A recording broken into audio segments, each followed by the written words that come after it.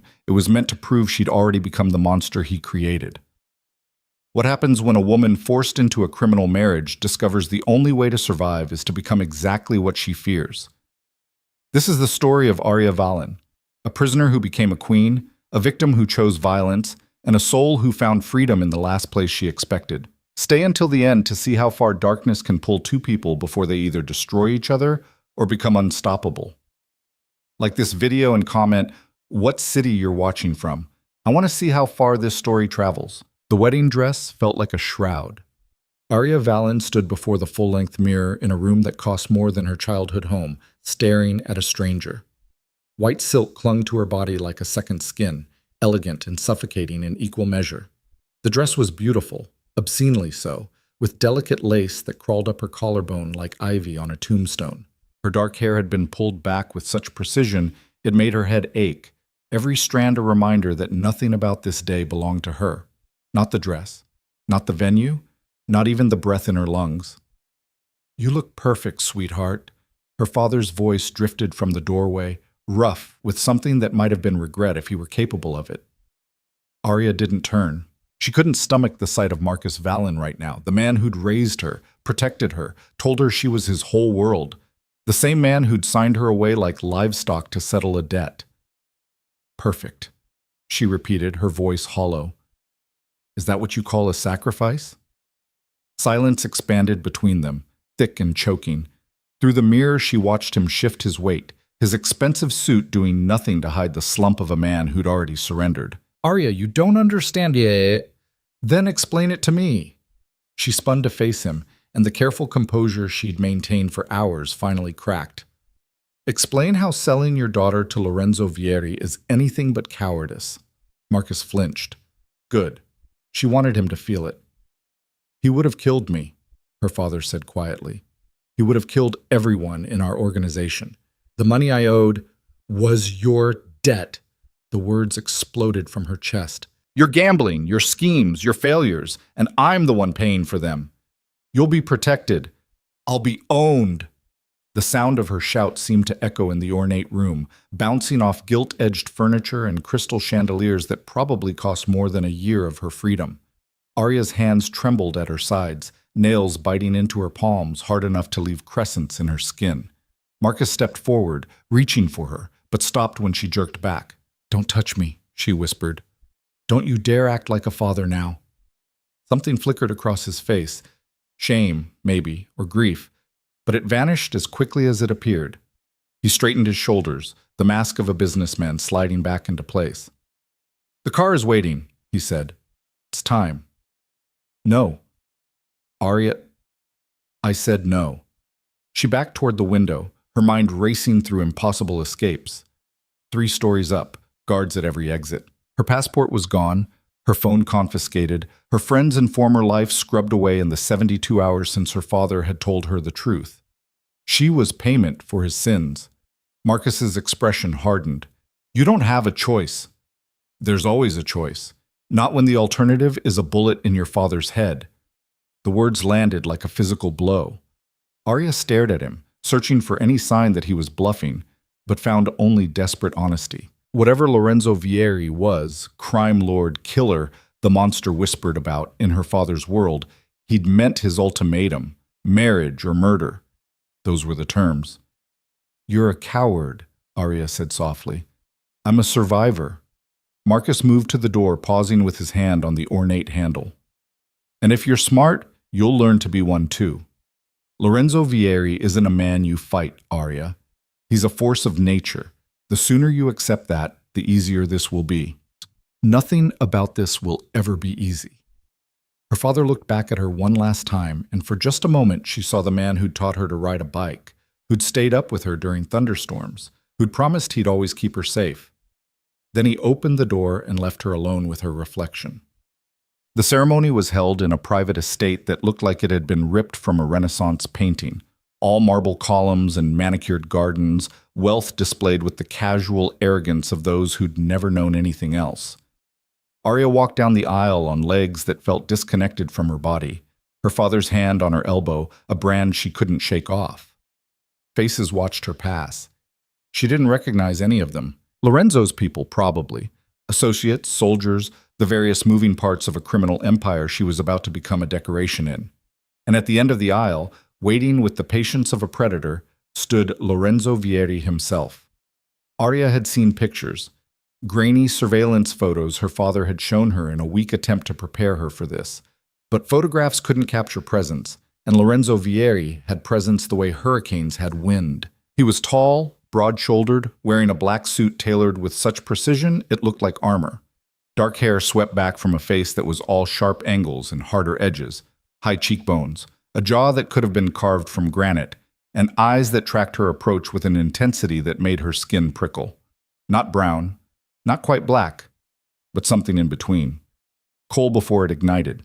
He didn't smile, didn't offer any false warmth or pretend this was anything other than what it was, a transaction.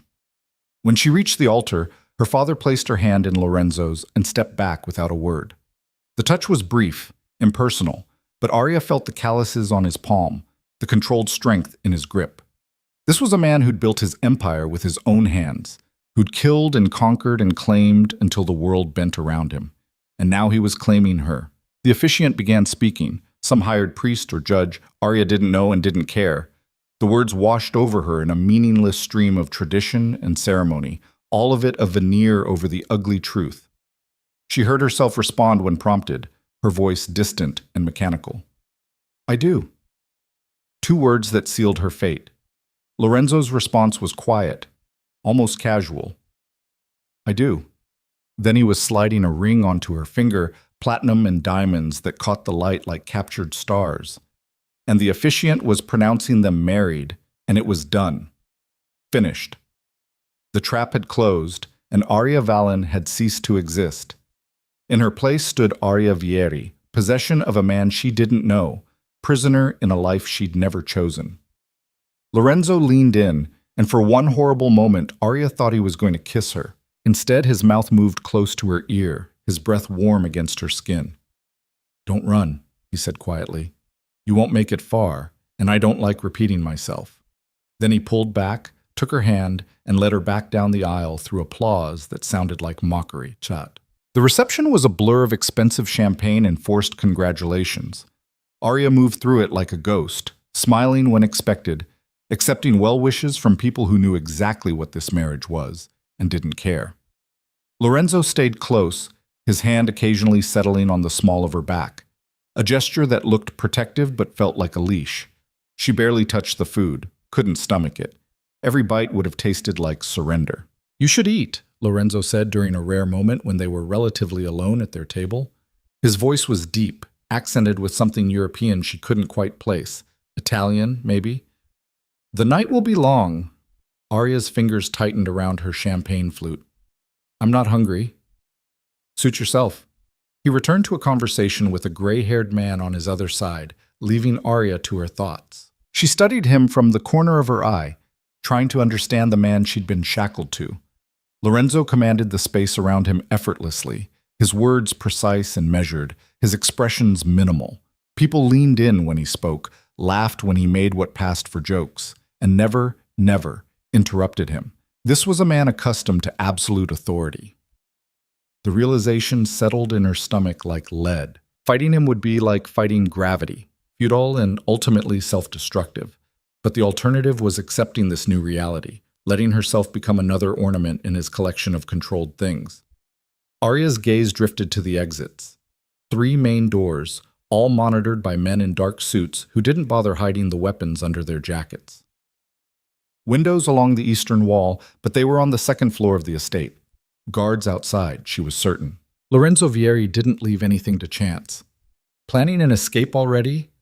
She jerked her attention back to find Lorenzo watching her, those dark eyes missing nothing. "I was admiring the architecture," she lied.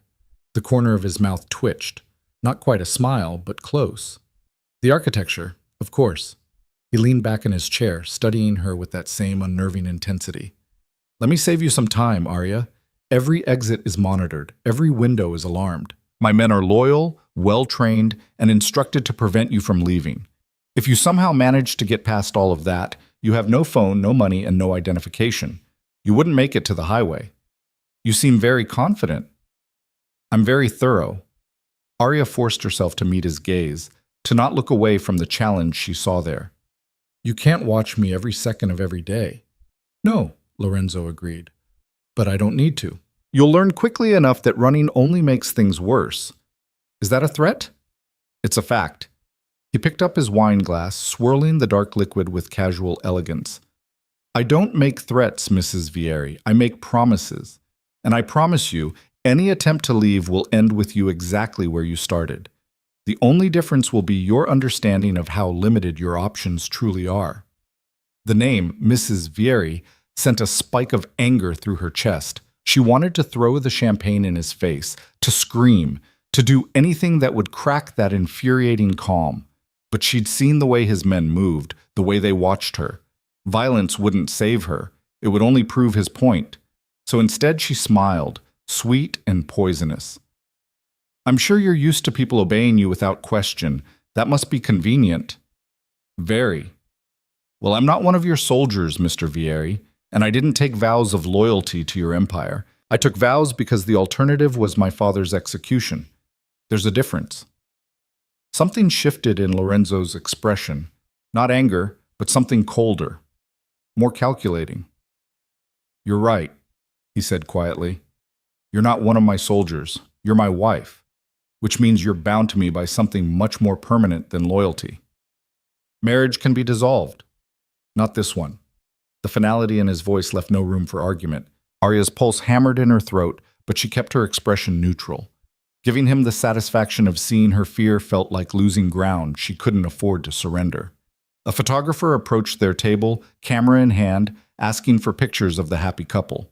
Lorenzo stood smoothly, extending his hand to Arya with the practiced grace of a man who'd performed this theater 1,000 times. She took his hand because refusing would cause a scene, and she was learning, fast, that Lorenzo Vieri valued control above all else. Making a spectacle would only give him an excuse to tighten his grip. They posed, his arm around her waist, her hand on his chest, both of them wearing expressions that might have passed for contentment if you didn't look too closely. The camera flashed, capturing lies for posterity. Beautiful, the photographer gushed. Absolutely beautiful. One more. Kiss for the camera? Arya's entire body tensed. Lorenzo must have felt it because his hand pressed more firmly against her lower back, holding her in place. Smile, Mrs. Vieri, he murmured, low enough that only she could hear. This is supposed to be the happiest day of your life. Then he kissed her.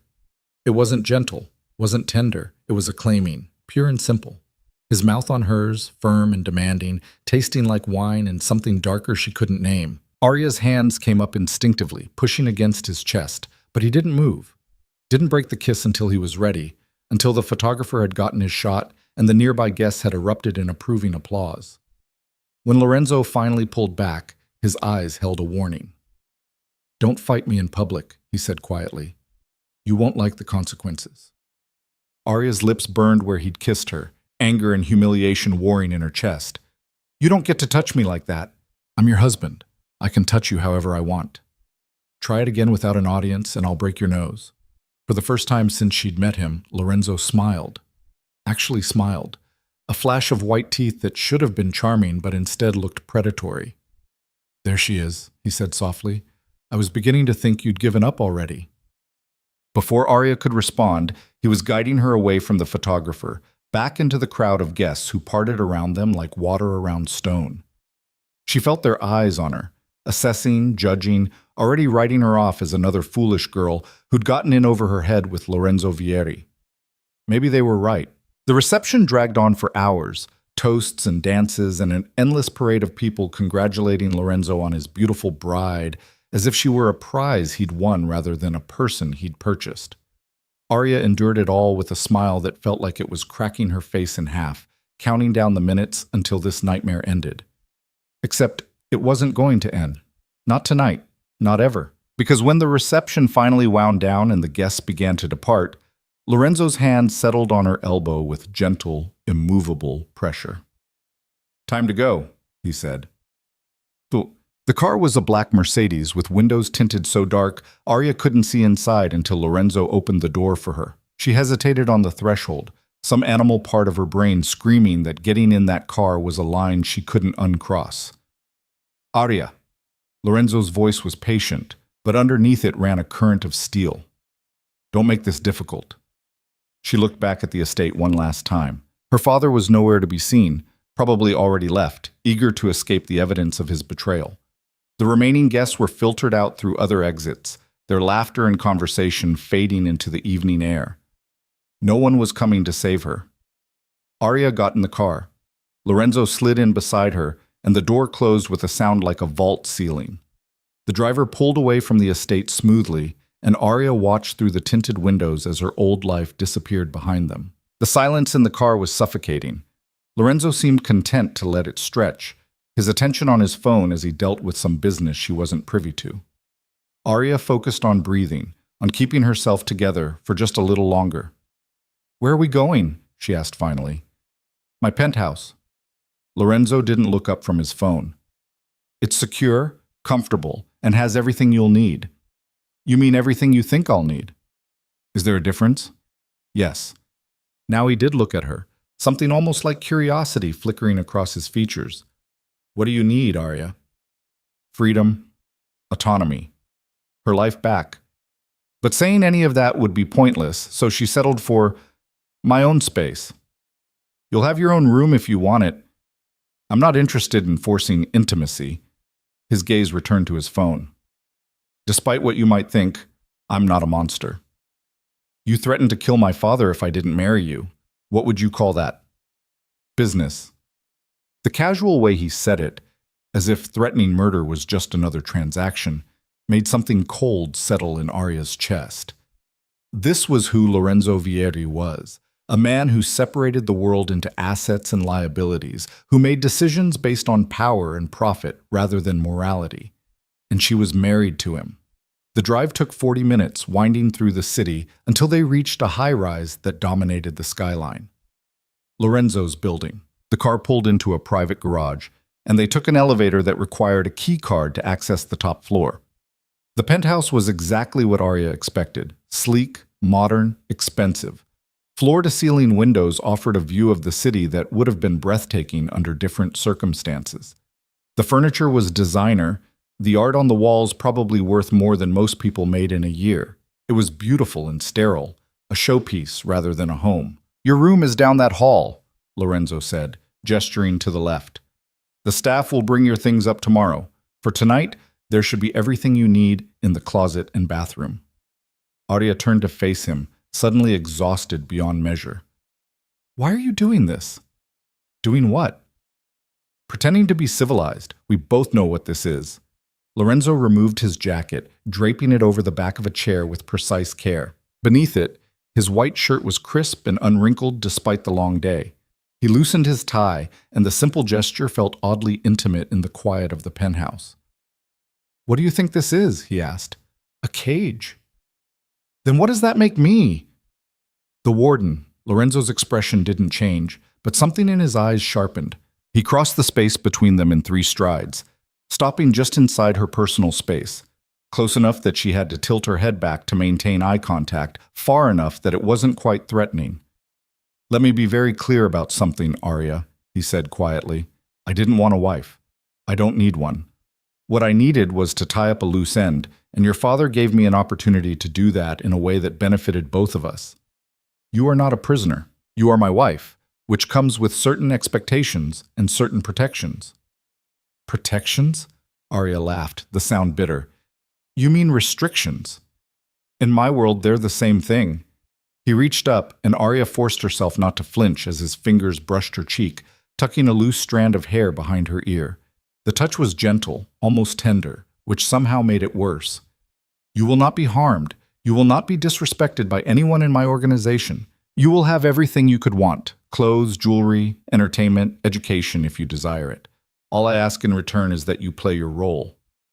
"What role is that?" "Mrs. Lorenzo Vieri, my partner in public, my wife on paper." His hand dropped away. "What happens in private is negotiable." Arya searched his face for any sign of deception, but found only that same controlled calm. "And if I refuse? If I can't play that role? Then you'll learn to." Lorenzo stepped back, giving her space again. I'm not asking for your love, Arya. I'm not even asking for your affection, but I am requiring your cooperation. Fight me, and I will win. Every time. Accept this new reality, and you might find it's not as terrible as you imagine. You're wrong, Arya said. It's worse, because at least in a cage I'd know exactly where the bars were. This? She gestured at the expensive penthouse, at him, at everything. This is worse because you're asking me to pretend, to smile and act like I chose this. Yes, Lorenzo agreed simply. That's exactly what I'm asking. The honesty of it stole her breath.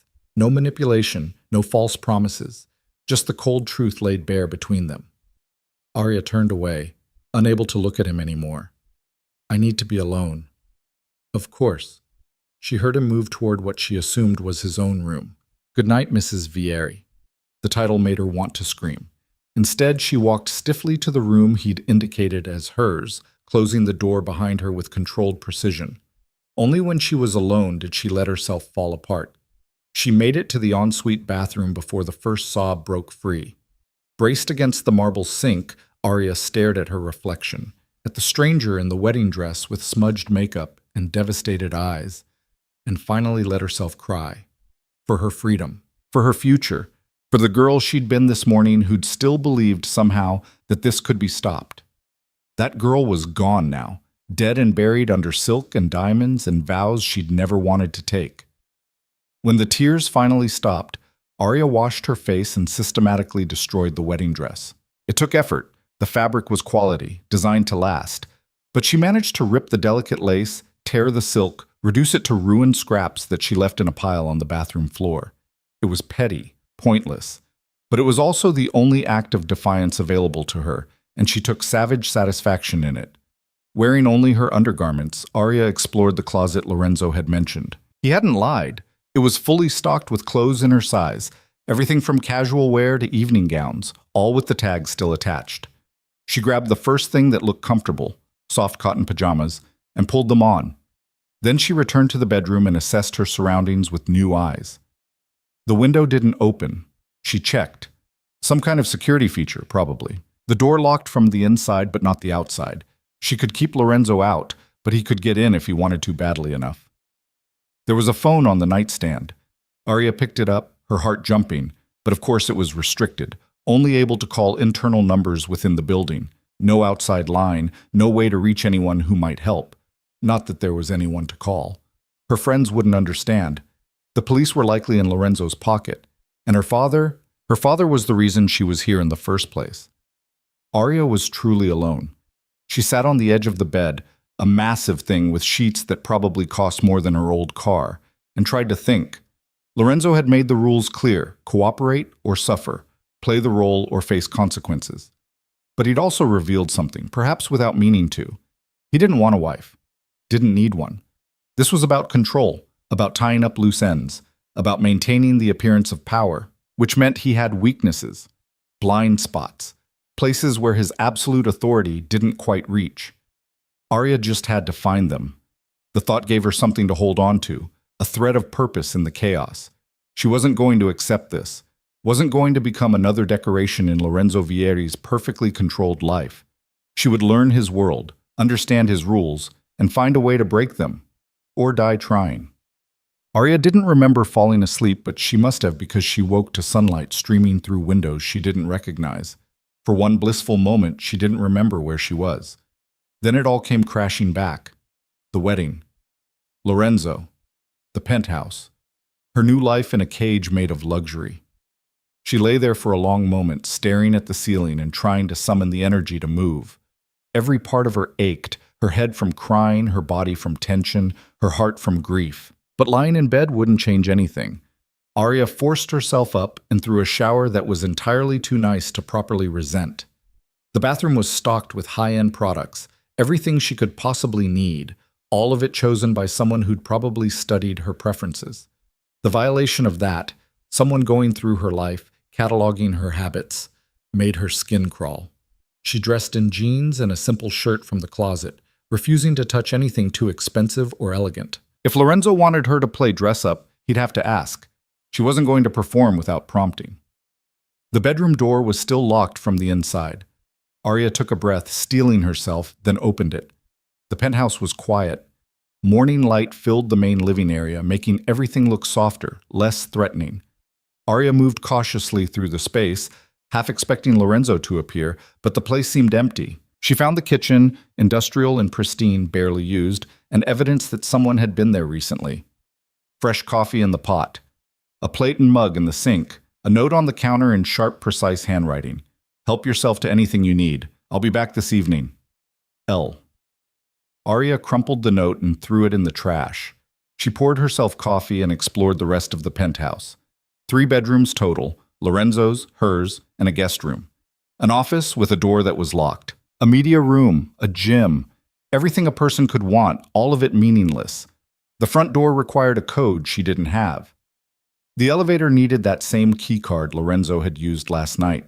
She was locked in, just as thoroughly as if there were actual bars on the windows. Arya returned to the living room, coffee in hand, and stared out at the city below. Somewhere down there, people were living normal lives, going to work, meeting friends, making choices that actually belonged to them. She used to be one of those people. The sound of the elevator pulled her from her thoughts.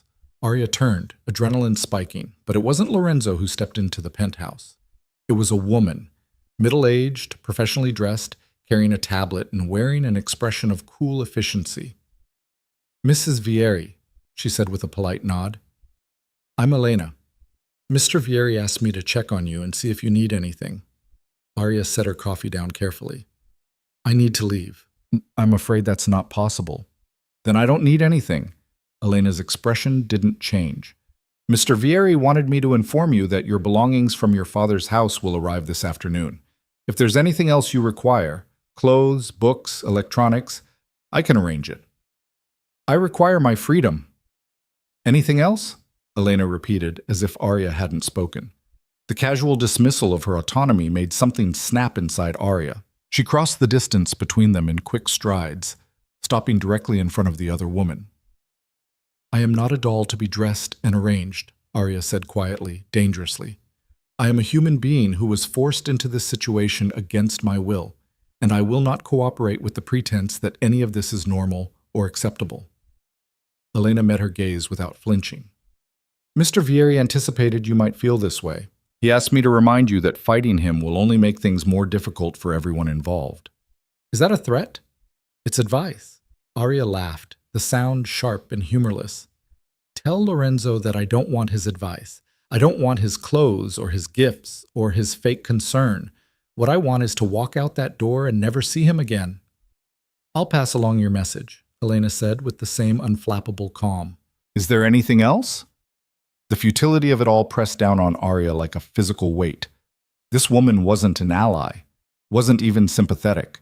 She was another cog in Lorenzo's machine, following orders without question or conscience.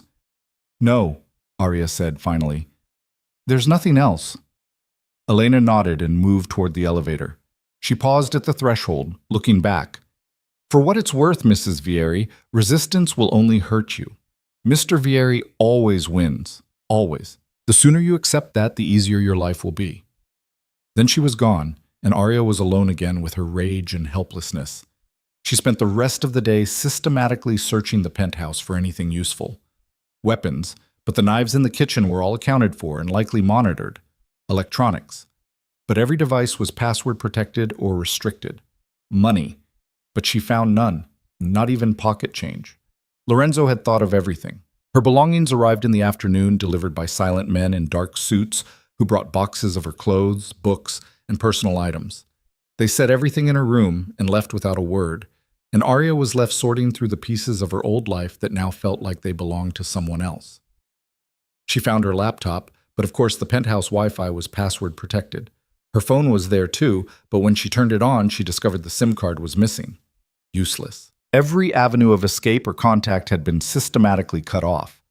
By the time evening approached, Arya had moved from anger to something colder, more focused. Lorenzo wanted her to break, to accept her new reality and fall in line. He expected tears or tantrums or desperate pleas. She would give him none of those things.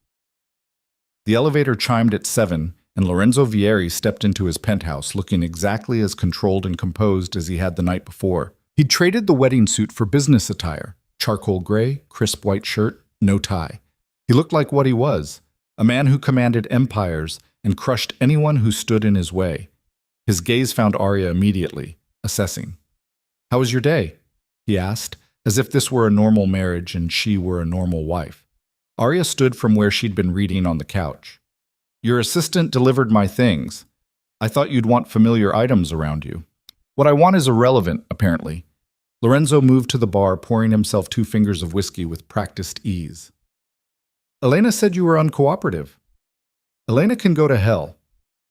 She's just doing her job. Her job is helping you keep me prisoner." Lorenzo took a drink, watching her over the rim of his glass. "You're not a prisoner, Arya. You're my wife." "Same thing." "No," he said quietly. "It's not. A prisoner has no choices. You have choices. You're simply refusing to make them." Arya's hands clenched at her sides. "What choices? Obey or suffer? That's not choice. That's coercion." "Then what would you like?" Lorenzo set his glass down and faced her fully. "Tell me, what would make this bearable for you?" The question caught her off guard. She'd expected dismissal, maybe anger, but not this. Not what almost sounded like genuine curiosity. "I want to leave," she said. "Not an option. Then there's nothing you can give me that I want." "Try again." Arya studied him, searching for the trap in the offer, but Lorenzo's expression remained neutral, waiting. "Freedom of movement," she said finally. "I want to be able to leave this penthouse without an escort, to go where I want, when I want." "Done." She blinked. "What?" "I'll have a car and driver assigned to you. He'll take you anywhere you want to go within the city. You'll have a credit card with no limit. Consider it yours." "I don't want your money." "Nevertheless, you'll have it." Lorenzo picked up his drink again. "What else?" "This is a trick." "It's not." "You're just going to let me wander around the city unsupervised?" "No," Lorenzo said. "You'll have a security detail. 2 men, discreet. They won't interfere with your activities, but they will ensure your safety." "You mean they'll report back to you about everywhere I go?" "Yes." At least he was honest about it. Arya processed this new information, trying to find the angle. Lorenzo wasn't the type to give anything without getting something in return. "What do you want in exchange?" she asked. "Your presence at business dinners and social events when required? Your cooperation in maintaining the image of our marriage in public?" He paused. "And your word that you won't attempt to run?" "My word?" Arya laughed. "You think my word means anything?" "I think you're many things, Arya, but I don't believe you're a liar." Lorenzo's dark eyes held hers. "Give me your word that you won't try to leave the city or contact authorities, and I'll give you the freedom to move through it as you please." It was more than she'd expected, more than she'd thought he'd ever offer, but it was also still a cage, just a bigger one. "And if I refuse? Then you stay here, in this penthouse, with Elena bringing you whatever you need. No car, no credit card, no illusion of autonomy." Lorenzo's expression didn't change. "The choice is yours." There it was, the trap. He was offering her just enough freedom to make staying bearable, just enough autonomy to make resistance seem pointless. And in exchange, all he wanted was her compliance in public and her promise not to run. Arya thought about her options. She could refuse, stay locked in this beautiful prison, and wait for an opportunity that might never come. Or she could accept, take what freedom he was offering, and use it to find another way out. "I want one more thing," she said. Lorenzo tilted his head slightly. "Which is?"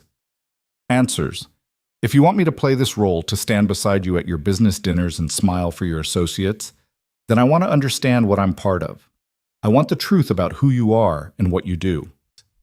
For the first time, something like surprise crossed Lorenzo's features.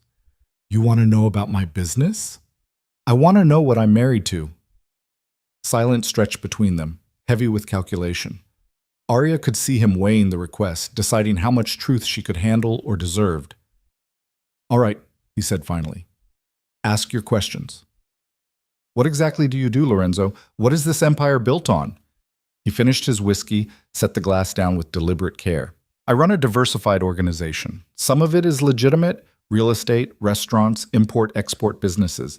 Some of it exists in gray areas, gambling, protection services. And some of it, he paused, some of it is what people call criminal, weapons, information, influence. You mean you're a crime lord? I mean I'm a businessman who operates outside traditional legal structures when those structures don't serve my interests. That's semantics. That's reality. Lorenzo moved closer, and Arya forced herself not to retreat. I don't pretend to be something I'm not, Arya. I've built what I have through intelligence, ruthlessness, and an understanding that the world runs on power, not morality. People need things they can't get legally. I provide those things. In return, I profit. And killing? Is that part of providing services? His expression hardened. Sometimes. Have you killed people? Yes. The simple admission sent ice through her veins. Arya had known, logically, that Lorenzo was dangerous, but hearing him confirm it so casually made it real in a way it hadn't been before. How many? She asked. I stopped counting years ago. Doesn't it bother you? Lorenzo studied her with those dark, unreadable eyes.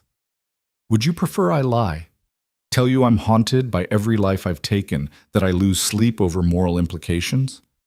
I prefer you feel something. I feel plenty, he said quietly, but guilt isn't among those emotions. Every person I've killed was a threat, to me, to my people, to my interests. I didn't enjoy it, but I didn't regret it either. That's the difference between men like me and men like your father. I don't make messes I'm not willing to clean up. Arya's jaw tightened at the mention of her father. My father is a coward, but at least he didn't build his life on violence.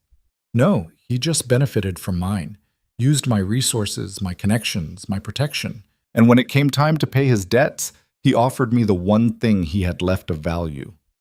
Lorenzo's gaze raked over her. You. I'm not a thing. No, he agreed. You're a complication, an asset I didn't plan for and don't quite know what to do with. But you're mine now, Arya. That's the reality we're both living in.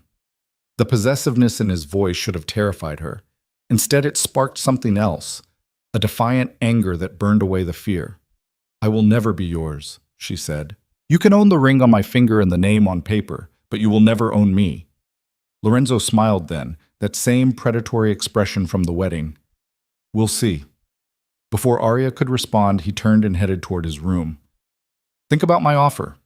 Freedom to move through the city in exchange for your cooperation and your word. You have until morning to decide. Then he was gone, leaving Arya alone with a choice that wasn't really a choice at all. She stood there for a long time, staring at nothing, her mind racing. Lorenzo had confirmed everything she'd feared and worse. He was a killer, a criminal, a man who saw violence as simply another business tool. And she was tied to him legally, financially, in every way that mattered. But he'd also offered her something she desperately needed: freedom of movement, limited, monitored, conditional, but still more than she had now. Arya thought about running, about taking whatever freedom he gave her and using it to disappear. But his warning echoed in her mind. You won't make it far. And she believed him. Lorenzo Vieri was a man who planned for every contingency, who'd built an empire on never being surprised. If she ran, he would catch her, and then whatever small mercies he was offering now would disappear. No, running wasn't the answer, not yet. But learning, understanding his world, his weaknesses, his blind spots, that was something she could do. Lorenzo thought he was being generous, offering her supervised freedom. He didn't realize he was giving her exactly what she needed: access. Arya walked to the window and looked out at the city lights. Somewhere down there, in the maze of streets and buildings, there had to be a way out of this. Someone who could help. Some avenue Lorenzo hadn't thought to block. She would find it. But first, she had to make him believe she'd accepted her fate. When morning came, Arya found Lorenzo in the kitchen, dressed for business and drinking coffee like they were a normal couple, sharing a normal morning. I've made my decision, she said. Lorenzo looked up, his expression giving nothing away. And? I'll take your offer. Freedom of movement in exchange for public cooperation. She held his gaze. And I give you my word I won't attempt to leave the city or contact authorities. It wasn't technically a lie. She wouldn't try to leave the city, not until she had a real plan. And she wouldn't contact authorities who were likely on his payroll anyway. But that didn't mean she was giving up, just biding her time. Lorenzo studied her for a long moment, and Arya wondered if he could see through her performance. But finally, he nodded. Fair enough. I'll have everything arranged by this afternoon. Elena will provide you with a phone, credit card, and the details of your driver and security team. Thank you. The words tasted like ash, but Arya forced them out anyway. This was the role he wanted her to play. Cooperative wife, grateful prisoner. So she would play it. For now. Lorenzo finished his coffee and grabbed his jacket. I have meetings today, but I'll be back for dinner. We have an event tomorrow night, a charity gala. I'll need you there. Of course. He paused at the door, looking back at her with something that might have been approval or might have been suspicion. You're smarter than your father gave you credit for. My father doesn't know me as well as he thinks he does. No, Lorenzo agreed. I don't think he does. Then he was gone, and Arya was left alone with her plans and her simmering rage. She had bought herself freedom of movement. Now she just had to figure out how to use it. The game had begun, and Arya Vieri was determined to win. The driver's name was Marco, and he had the personality of a brick wall. When Elena introduced them that afternoon in the building's private garage, he nodded once, opened the rear door of a sleek black sedan, and waited without a word. Marco has been with Mr. Vieri for 8 years, Elena explained, her tablet clutched against her chest like armor. He's completely trustworthy and knows the city intimately. Your security detail will follow in a separate vehicle. You won't need to interact with them directly. Arya slid into the back seat, the leather cool against her legs. Where exactly am I allowed to go? Anywhere within city limits, Elena said. Shopping districts, restaurants, museums, parks. Mr. Vieri simply requests that you check in periodically and return before 10 in the evening. A curfew. Of course. Even Lorenzo's generosity came with strings attached. And if I'm not back by 10? Elena's expression remained neutral. I would strongly advise against testing that particular boundary, Mrs. Vieri. The door closed, sealing Arya inside with Marco's silent presence in the front seat. Through the rear-view mirror, his eyes met hers, flat, assessing, utterly devoid of sympathy. Where to? He asked. Arya almost laughed. Where did someone go when they'd been given the freedom to go nowhere that mattered? She couldn't contact friends. Lorenzo would know immediately. Couldn't go to the police, they were likely compromised. Couldn't even leave the city without triggering whatever surveillance net he'd woven around her. Just drive, she said finally. I want to see the city. Marco pulled out of the garage without comment, and Arya watched through tinted windows as the world she'd been locked away from unfolded around them. The city was the same as it had always been. Crowded streets, desperate pedestrians, buildings stacked on buildings like a monument to human ambition. But seeing it from inside Lorenzo's car, protected by his people and his power, it all looked different somehow, smaller, more contained. They drove through the financial district where men in expensive suits hurried between glass towers. Past the warehouse district where Lorenzo probably conducted his less legitimate business. Through neighborhoods that shifted from wealthy to working class and back again, the city's economic geography laid bare. Arya studied it all with new eyes. This was Lorenzo's kingdom. Every street corner could have one of his people. Every business might owe him money or loyalty or both. She'd known abstractly that he was powerful, but seeing the scope of it, the sheer size of the territory he controlled, made her understand just how trapped she really was. Pull over there, she said suddenly, pointing to a small park wedged between 2 apartment buildings. Marco did as ordered, and the security car following them stopped half a block back. Arya got out, drawing a sharp breath of air that didn't taste like expensive leather in careful control. The park was nothing special. A few benches, some struggling trees, a playground where children shrieked with the kind of unselfconscious joy she barely remembered feeling. She walked to an empty bench and sat, Marco taking up position a respectful distance away. Close enough to intervene if needed, far enough to maintain the illusion of privacy.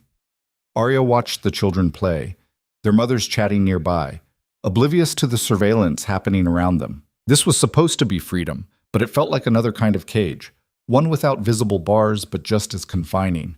Her new phone buzzed in her pocket. A message from Lorenzo.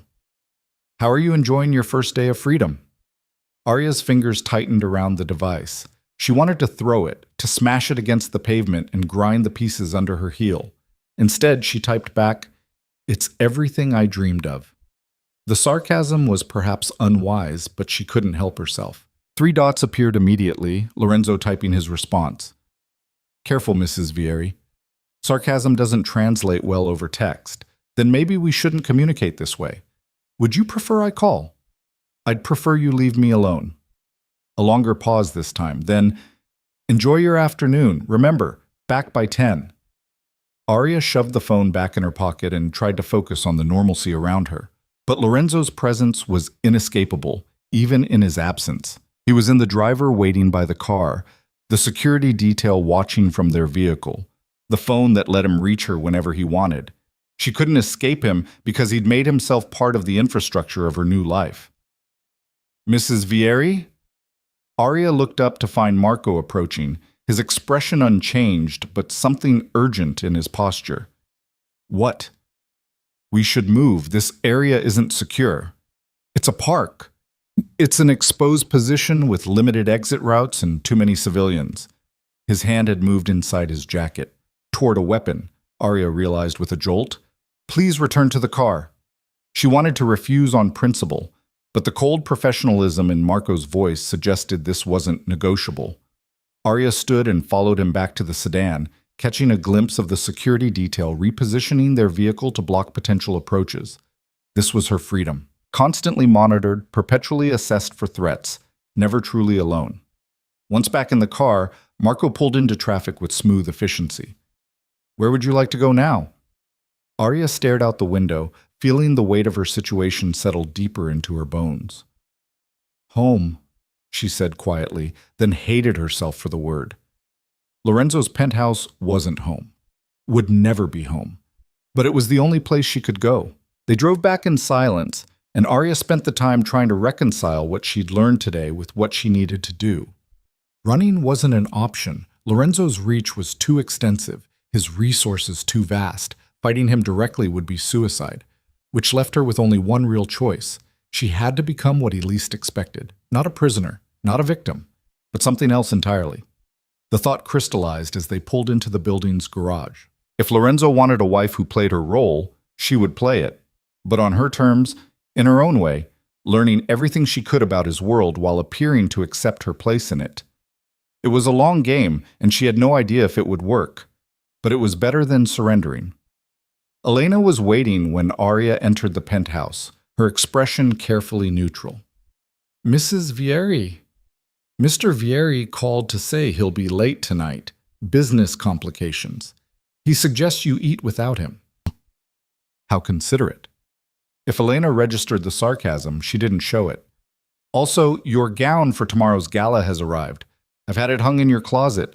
If the fit isn't perfect, we can have alterations done in the morning." "What gala?"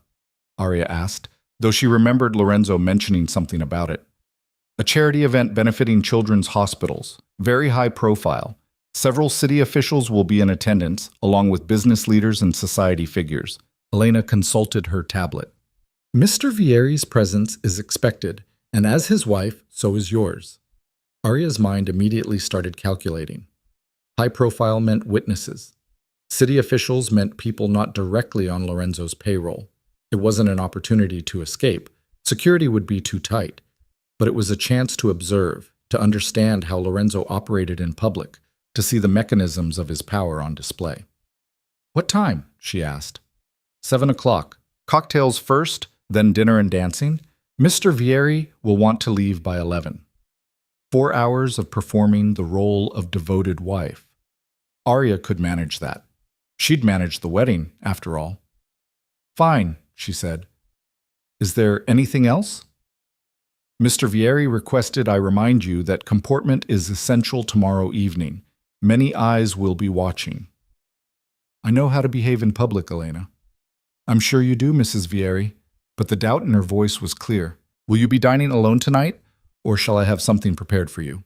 The solicitous concern felt like mockery. I can feed myself. Elena nodded and retreated, leaving Arya alone in the cavernous penthouse. The silence pressed in around her, broken only by the distant hum of the city beyond the windows. Arya moved through the space like a ghost, eventually finding herself in the kitchen where she made a sandwich she didn't want and sat at the counter to eat it mechanically. Her phone buzzed again. Lorenzo.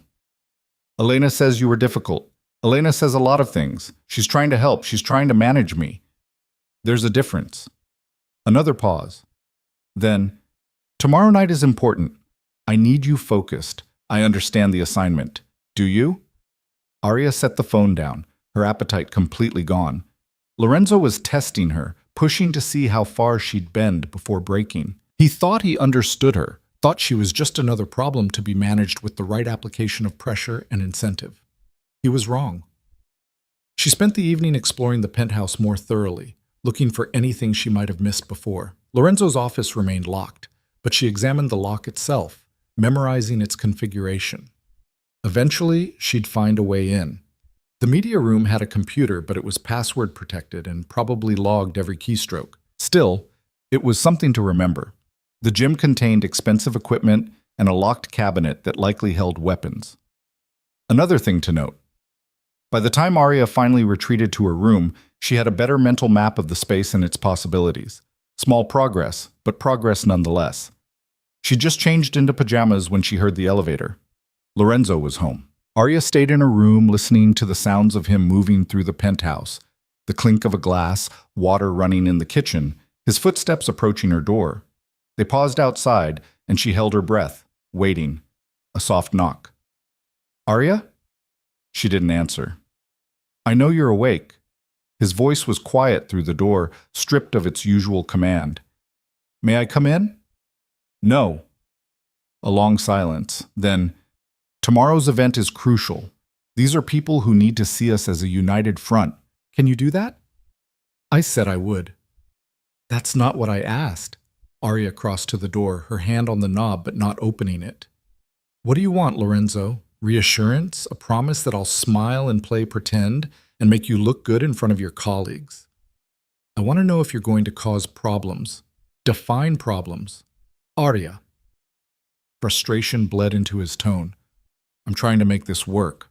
No, she said. You're trying to make me work. There's a difference. Why? She heard him exhale, a sound that might have been exhaustion or exasperation. Get some sleep. We'll talk in the morning. His footsteps retreated, and Arya stood there with her hand still on the knob, something tight and complicated churning in her chest. Lorenzo kept trying to frame this as a partnership, as if they were on the same side working toward a common goal. But they weren't. They would never be.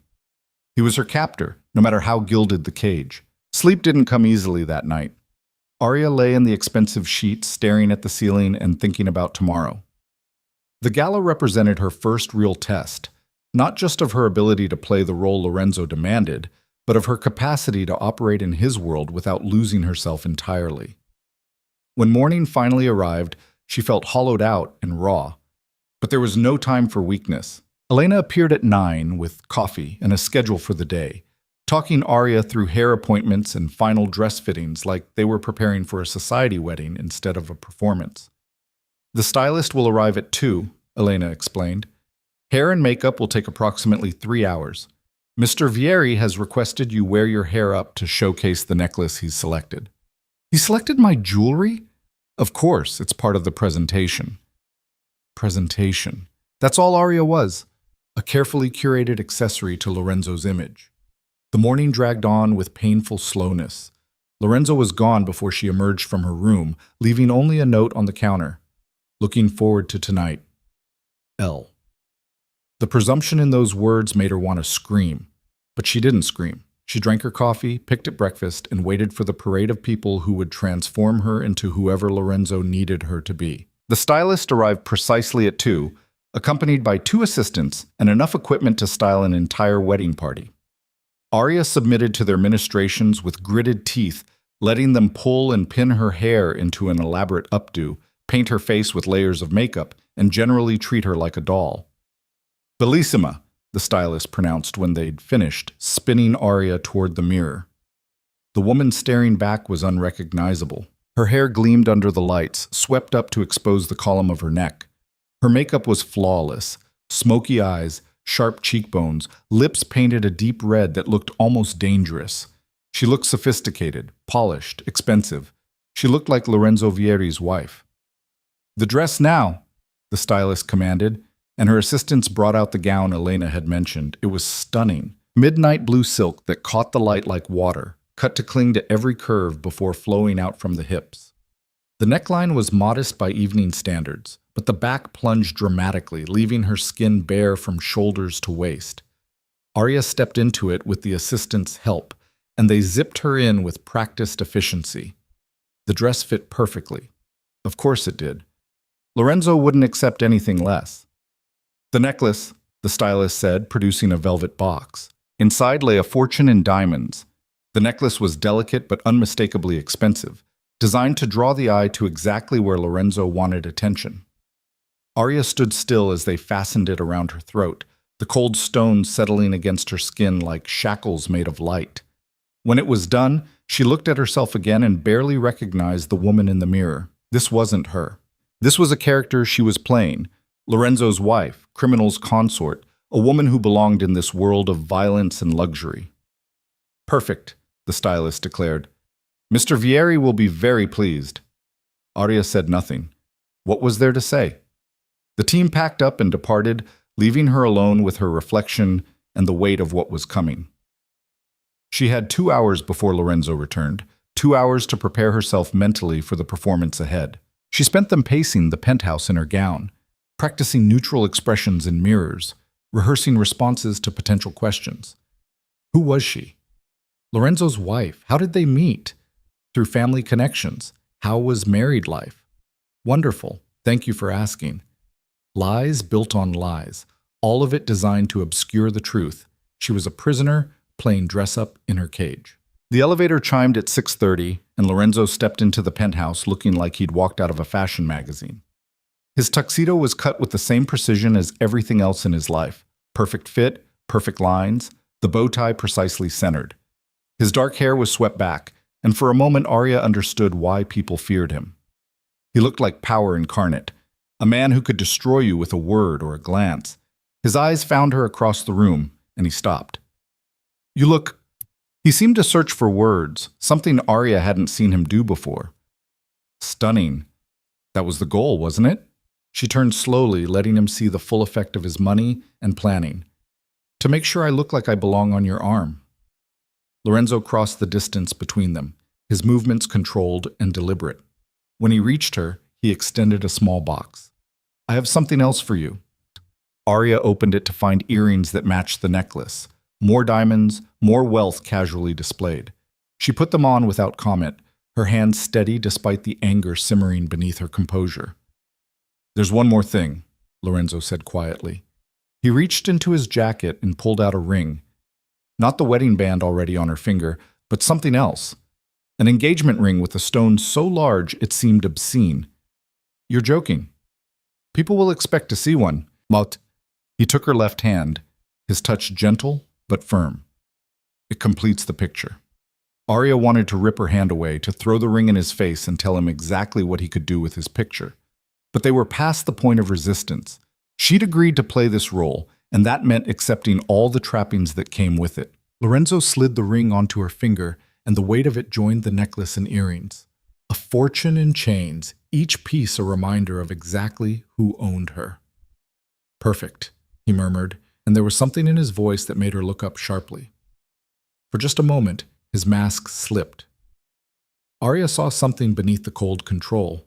Not warmth exactly, but recognition, as if he was seeing her as more than just an asset or a problem to be managed. Then it was gone, replaced by his usual unreadable expression. "The car is waiting," he said, offering his arm. Arya took it because she had no choice, her hand settling into the crook of his elbow with practiced ease. They rode the elevator down in silence, Lorenzo's presence beside her like a storm holding its breath. Marco was waiting with a different car this time, a sleek black Bentley that screamed wealth and power. Lorenzo handed her in with old-fashioned courtesy, then settled beside her as Marco pulled into traffic. Remember, Lorenzo said quietly as they drove, these people are predators. They'll smile and make pleasant conversation, but they're always looking for weakness, for leverage. Sounds like your kind of people. His mouth twitched. They are, which is why you need to be careful. Don't drink too much. Don't share personal information. Don't let anyone separate you from me. Worried someone will steal your property? Lorenzo's hand found hers on the seat between them, his fingers closing around hers with enough pressure to make his point without causing pain. Worried someone will hurt you to hurt me. You're not property, Arya. You're a vulnerability I didn't have a week ago. That makes you a target. The honesty in his words surprised her. Then maybe you should have thought of that before forcing me into this. Probably. He didn't release her hand. But it's too late now. We're in this together, whether either of us likes it. Arya looked down at their joined hands, hers trapped in his, both of them wearing rings that symbolized a union neither had wanted. I hate you, she said quietly. I know. I will never forgive you for this. I know that too. Then why? Because despite all of that, I need you to survive tonight. Lorenzo's grip tightened fractionally. These people will use any perceived weakness against us, against me. If they think you're unhappy, they'll exploit it. If they sense discord, they'll weaponize it. So I'm asking you, not as your captor, not as the man who forced you into this marriage, but as someone who is genuinely trying to keep you alive, please play your role tonight. The please caught her off guard. Lorenzo didn't strike her as a man who asked for anything, who said please or acknowledged need. The fact that he was doing so now told her more about the danger they were walking into than any direct warning could have. I'll play my role, Arya said finally. But not for you, for myself. Because I'm not going to let your enemies think I'm weak. Something that might have been respect flickered across Lorenzo's features. Fair enough. The Bentley pulled up to a hotel that defined opulence, all marble and gold, with a red carpet leading to the entrance where cameras flashed and reporters called out questions. Arya's stomach clenched at the sight of so many people, so many watching eyes. Ready? Lorenzo asked. No. She would never be ready for this, but she nodded anyway. Marco opened the door, and Lorenzo stepped out first, turning to offer his hand. Arya took it and emerged into a storm of camera flashes and shouted questions that blurred together into white noise. Lorenzo's arm came around her waist, holding her steady against the onslaught, and they moved up the red carpet together. Mr. Vieri, over here! Who's your beautiful companion? Is it true you two just got married? Lorenzo stopped and turned toward the cameras with the ease of someone who'd done this 1,000 times. His smile was practiced, charming without being warm. Gentlemen, ladies, allow me to introduce my wife, Arya Vieri. The cameras went wild. Arya forced herself to smile, to lean into Lorenzo like she belonged there, to play the role of a woman blissfully in love rather than desperately trapped. How did you meet? Someone called out. Through family, Lorenzo answered smoothly. I knew immediately she was special. What do you think of your husband's business dealings, Mrs. Vieri? The question was a trap, and Arya recognized it instantly. I think my husband is brilliant at everything he does, she said, her voice steady despite her racing heart. I'm very proud to stand beside him. More questions, more cameras, but Lorenzo was already guiding her forward with gentle pressure on her waist. They entered the hotel's grand ballroom, and the assault of noise and light shifted to something more refined. Crystal chandeliers, live orchestra, hundreds of people in evening wear mingling with champagne and calculated smiles. This was Lorenzo's world, and for tonight, it was hers too.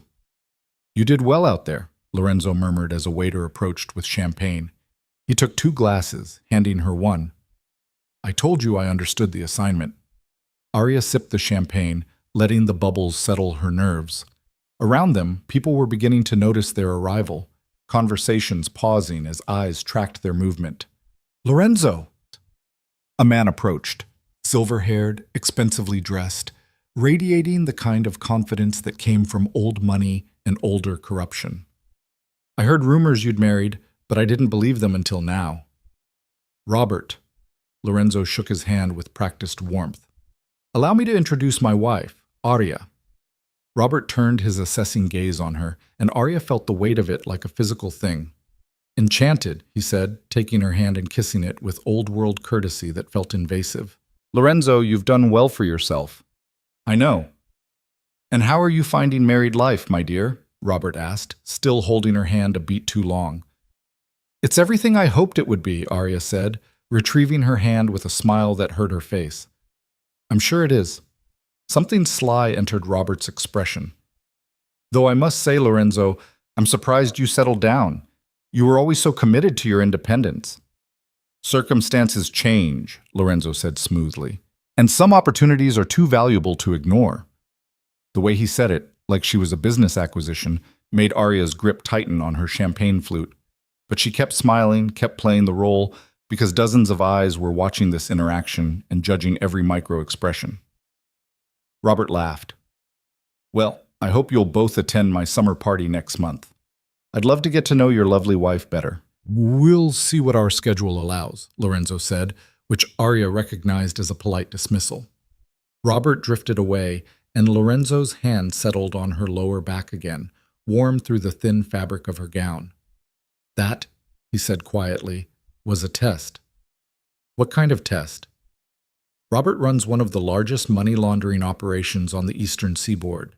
He's also been looking for leverage against me for the past 3 years. Lorenzo guided her toward a quieter corner of the ballroom. Every word of that conversation will be analyzed and reported to people who want to see me fail. And did I pass? With flying colors. Something that might have been pride flickered in his expression. You're a natural at this. Arya didn't know whether to be insulted or flattered. Before she could decide, another couple approached, then another, each one bringing their own brand of veiled hostility and calculating interest. Lorenzo handled them all with practiced ease, introducing Arya, deflecting personal questions, maintaining the image of a powerful man secure in his new marriage. And Arya played her role. She smiled and made small talk and pretended to be exactly who they thought she was. Lorenzo Vieri's chosen bride, a woman content in her gilded cage. But beneath the performance, she was watching, learning, understanding. These people were exactly what Lorenzo had said, predators disguised in evening wear, always searching for weakness, for angles, for ways to advance their own interests. They reminded her of her father, actually. The same casual ruthlessness, the same ability to smile while calculating how to destroy you. The dinner was announced, and Lorenzo led her to their table, positioned prominently near the front, of course, positioned Yabasa. They were seated with other couples, all of them involved in Lorenzo's world in one way or another. The conversation flowed around topics both mundane and coded, surface pleasantries hiding darker business discussions. Arya picked at her food and sipped her champagne sparingly, heeding Lorenzo's earlier warning. Across the table, a woman named Gabriella, wife of one of Lorenzo's associates, studied her with barely concealed curiosity. So tell us, Arya, Gabriella said during a lull in conversation, how does it feel to marry into such an influential family? The pause before influential was deliberate. Arya heard the real question underneath. How does it feel to marry a criminal? I feel very fortunate, Arya said carefully. Lorenzo has been nothing but generous. I'm sure he has. Gabriella's smile was sharp. Though I imagine it must be quite an adjustment. What did you do before the wedding? Another trap. Anything Arya said could be used to assess her background, her connections, her potential value or vulnerability. I was in school, she said, which was technically true. But I've put that on hold for now. How devoted? Gabriella turned to Lorenzo. You must be very proud to have found someone so willing to sacrifice for you. Lorenzo's hand found Arya's under the table, his fingers threading through hers. To anyone watching, it looked affectionate. But Arya felt the tension in his grip, the warning. I'm the fortunate one, he said smoothly. Arya could have had anyone. The fact that she chose me is something I don't take lightly. The lie was delivered with such sincerity that Arya almost believed it herself. Almost. Gabriella's eyes narrowed slightly, but she said nothing more, turning her attention back to her meal. Lorenzo's thumb stroked across Arya's knuckles once. Reassurance or warning, she wasn't sure which. The dinner continued, course after elaborate course, each one accompanied by more wine and more coded conversations. Arya felt like she was navigating a minefield blindfolded, every word a potential disaster waiting to happen. When dinner finally ended and the dancing began, Lorenzo stood and offered his hand. "Dance with me." It wasn't a request. Aria let him lead her onto the floor where other couples were already swaying to the orchestra's rendition of something classical and romantic. Lorenzo's arm came around her waist, pulling her closer than strictly necessary, his other hand capturing hers. "You're doing remarkably well," he murmured as they began to move. "Better than I expected." "You thought I'd crack?" "I thought you'd try." His hand pressed against her lower back, guiding her through the steps with practiced ease. "But you're stronger than you look." "You don't know anything about me." "I'm learning." Lorenzo's dark eyes held hers, and for a moment Aria forgot to breathe. This close, she could see the individual flecks of color in his irises, could smell his cologne, something expensive and subtly dangerous. "You're adaptable, intelligent, brave enough to be terrified and still function." "I'm not brave, I'm trapped." "Those things aren't mutually exclusive." He spun her expertly, and Arya's dress flared around her legs. When he pulled her back in, they were even closer than before. "Most people in your situation would have fallen apart by now, but not you. You're fighting back the only way you can, by learning the rules so you can break them later." The accuracy of his observation made her stumble slightly. Lorenzo caught her easily, his arm tightening around her waist. "I don't know what you're talking about," Arya said. "Yes, you do." His mouth was close to her ear now, his breath warm against her skin. "But here's what you don't understand yet. I'm not your enemy, Arya. I'm the only thing standing between you and people who would use you much more cruelly than I ever could. Is that supposed to make me grateful? It's supposed to make you realistic." The song ended, but Lorenzo didn't release her immediately. They stood there on the dance floor, bodies pressed together, locked in a battle of wills that neither could win. Then someone cleared their throat nearby, and the moment shattered. "Lorenzo, my friend!" A man Arya didn't recognize approached, arms spread in exaggerated welcome. He was younger than most of the crowd, maybe mid-30s, with the kind of sculpted features that suggested either good genetics or expensive surgery. "Marco," Lorenzo said, and something in his tone made Arya's spine stiffen. This was danger. "I didn't realize you'd be here tonight. Wouldn't miss it." Marco's gaze slid to Arya, lingering in a way that made her skin crawl. "And this must be the bride everyone's talking about, even more beautiful than the rumors suggested." Lorenzo's hand tightened possessively on Arya's waist. "My wife, Arya. Arya, this is Marco Santoro." The name meant nothing to Arya, but the way Lorenzo said it, with careful neutrality that barely masked hostility, told her everything she needed to know. This was an enemy. "Charmed," Marco said, taking her hand before she could stop him. Instead of kissing it, he held it, his thumb stroking across her knuckles in a parody of intimacy. "Tell me, Mrs. Vieri, are you enjoying your introduction to our world?" "Very much," Arya lied, trying to extract her hand. Marco held on. "Marco!" Lorenzo's voice could have frozen flames. "Let go of my wife!" Of course. Marco released her with obvious reluctance. "I meant no disrespect, I'm simply admiring Lorenzo's excellent taste." His smile was all teeth. "Though I have to wonder, does she know what she's gotten herself into?" The ballroom seemed to quiet around them, other guests sensing the tension and turning to watch. Arya felt the weight of dozens of gazes, all of them waiting to see what would happen next. This was a test, a challenge, and however she responded would be reported, analyzed, used as evidence of either strength or weakness. Arya stepped forward, placing herself slightly between Lorenzo and Marco. "I know exactly what I've gotten myself into, Mr. Santoro," she said clearly. "My husband and I have no secrets from each other." It was a complete lie, but delivered with enough conviction that doubt flickered across Marco's face. "Is that so?" He looked past her to Lorenzo. "Then she knows about—" "Enough!" Lorenzo's command cut through the air like a blade. "This isn't the time or place for whatever game you're playing." "No game," Marco said innocently. "Just conversation between old friends." "We were never friends." "No, I suppose not." Marco's smile widened. "Enjoy the rest of your evening, Lorenzo. Mrs. Vieri." He nodded to Arya. "I'm sure we'll be seeing much more of each other."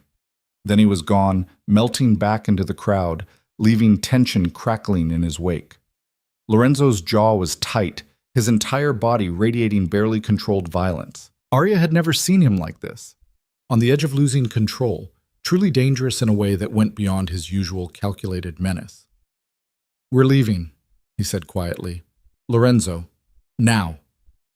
He guided her through the ballroom with a hand that trembled slightly against her back. Not from fear, Arya realized, but from rage. They collected their coats, made brief excuses to their hosts, and were in the Bentley before Arya fully processed what had happened. Marco drove them away from the hotel, and in the privacy of the car, Lorenzo's careful composure finally cracked. He loosened his bow tie with sharp, angry movements, his breathing uneven. "That was a mistake," he said, more to himself than to her. "I shouldn't have brought you, shouldn't have exposed you to—" "Who was that?" Arya interrupted. Lorenzo looked at her, and for the first time since she'd met him, she saw something other than control in his eyes. She saw fury, and beneath it, worry. "Marco Santoro, Min," he said finally. "He used to work for me. Now he works for my enemies." "And what did he mean about me knowing what I've gotten into?" Lorenzo was quiet for a long moment, his gaze fixed on something beyond the window. When he finally spoke, his voice was tired in a way Arya had never heard before. "He meant that being married to me makes you a target, that every enemy I have will now see you as leverage, as a weakness they can exploit." He turned back to her. "He meant that I've put you in danger just by tying you to my name." Arya processed this, her earlier anger shifting into something more complicated. "You knew this would happen." "Yes, and you did it anyway. I had my reasons." "What reasons could possibly be worth—" "To protect you!" The words exploded from Lorenzo with startling force. "Your father's debts put a target on your back. If I hadn't married you, his enemies would have used you to get to him. At least this way, under my protection, there are rules, lines that can't be crossed." Arya stared at him, trying to reconcile this new information with everything she'd believed. "You're saying you married me to save me?" "I'm saying I married you because it served multiple purposes. Eliminating your father's debt was one. Securing a valuable connection was another. But yes, keeping you safe from people far worse than me was part of the calculation." The admission hung between them, heavy with implications Arya wasn't ready to examine. Lorenzo had forced her into this marriage, had trapped her in his world, had stolen her freedom, but he'd also, in his own twisted way, been trying to protect her. It didn't make it right, didn't forgive the violation of her autonomy, but it complicated the simple narrative of captor and victim that Arya had been clinging to. "I don't know what to do with that," she said finally. "You don't have to do anything with it." Lorenzo's mask was sliding back into place, control reasserting itself. "Just be more careful. Marco showing up tonight wasn't coincidence. He wanted to see you, to assess whether you're truly valuable to me or just a convenient acquisition." "And what did he conclude?" Lorenzo's gaze settled on her with uncomfortable intensity, "that you're far more valuable than anyone anticipated." The words should have felt like a compliment. Instead, they felt like a death sentence, because value, in Lorenzo's world, made you a target. They rode the rest of the way in silence, and when they finally reached the penthouse, Arya went straight to her room without a word. She stripped off the expensive gown, the diamonds, the rings, all the trappings of her performance, and stood under a scalding shower until her skin turned red. But she couldn't wash away the truth. She was in deeper than she'd realized, tangled in a web of violence and power that extended far beyond her understanding. And the most terrifying part? She was starting to see why Lorenzo operated the way he did. In a world of predators, compassion was weakness. Mercy was suicide. The only way to survive was to be harder, colder, more ruthless than everyone else. It was a lesson Arya had never wanted to learn, but she was learning it anyway. When Arya woke the next morning, the penthouse was silent in a way that felt deliberate. She lay in bed listening for any sign of Lorenzo's presence, but heard nothing. Either he was gone or he was being very quiet, and both possibilities unsettled her in different ways. The events of the previous night replayed in her mind like a film she couldn't stop watching. Marco Santoro's predatory smile, the weight of dozens of calculating gazes. Lorenzo's hand trembling with barely controlled rage against her back, and his admission in the car that marrying her had been, in part, about protection.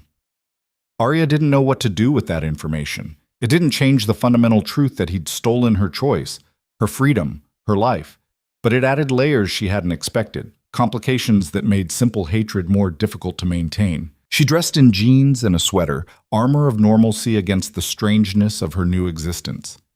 When she emerged from her room, she found Lorenzo in the kitchen making coffee. He was already dressed for business in dark slacks and a white shirt, sleeves rolled to his elbows in a way that should have looked casual but somehow didn't. He glanced up when she entered, his expression unreadable. "Good morning. Is it?" Arya moved to the coffee pot, pouring herself a cup just to have something to do with her hands. "That depends on your perspective." Lorenzo leaned against the counter, studying her. "How are you feeling about last night?" "Which part? The performance, the threats, or the revelation that I'm now a target for your enemies?" "All of it." Arya took a long drink of coffee, using the time to organize her thoughts. "I think," she said finally, "that you've dragged me into a war I don't understand and given me no weapons to fight with." "What weapons do you want?" The question surprised her. "Information. I can't navigate this world blind." Lorenzo was quiet for a moment, his dark eyes assessing. "What do you want to know?" "Everything. Who your enemies are, what they want, why Marco Santoro looked at me like I was a prize he intended to claim." Arya set her cup down with deliberate care.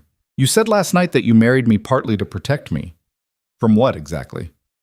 "From men like your father's creditors. From organizations that would have used you as leverage to force payment or cooperation." He paused. "And from people in my own world who would have seen you as an opportunity." "An opportunity for what?" "To hurt me." Lorenzo's jaw tightened. "I've spent 15 years building my empire, making calculated decisions, maintaining control. I've never had a weakness someone could exploit. Until now. So I'm a liability. You're a complication." He moved closer, stopping just inside her personal space. "But complications can be managed if everyone involved understands the reality of the situation." "And what's the reality?" "That we're bound together now, whether we like it or not. Your survival depends on mine, and increasingly, mine depends on yours. If you're taken or harmed, it weakens my position, makes me look vulnerable, gives my enemies leverage they've never had before." Arya processed this, her mind working through implications. "Which means keeping me safe is in your best interest." "Exactly. But it also means I have power over you that I didn't have before." Lorenzo's expression shifted. Not quite a smile, but close. "I was wondering when you'd realize that." The admission hung between them, heavy with possibility. Arya had been thinking of herself as powerless, as a prisoner with no agency. But if what Lorenzo said was true, her mere existence as his wife gave her influence she hadn't recognized. "What happens if I refuse to cooperate?" she asked. "If I publicly denounce you, or run to the authorities, or then you destroy both of us." Lorenzo's voice was calm but absolute. "I would be humiliated, weakened. My enemies would move immediately to capitalize on the discord. And you—" He stopped, something dark crossing his features. "You would be marked as a traitor to my organization. The protection my name offers would evaporate, and the people who want to hurt me would have free rein to use you however they saw fit." The threat was delivered without malice, just cold fact. Arya felt the trap close around her with new clarity. She wasn't just Lorenzo's prisoner, she was his hostage to fortune, and he was hers. They were locked together in a mutual destruction pact, each capable of ruining the other. "So we're stuck," she said. "We're interdependent." Lorenzo's hand came up, his fingers brushing her cheek with unexpected gentleness. "There's a difference." Arya jerked away from the touch, her pulse jumping. "Don't." "Don't what?" "Don't touch me like that, like this is something other than what it is." "And what is it?"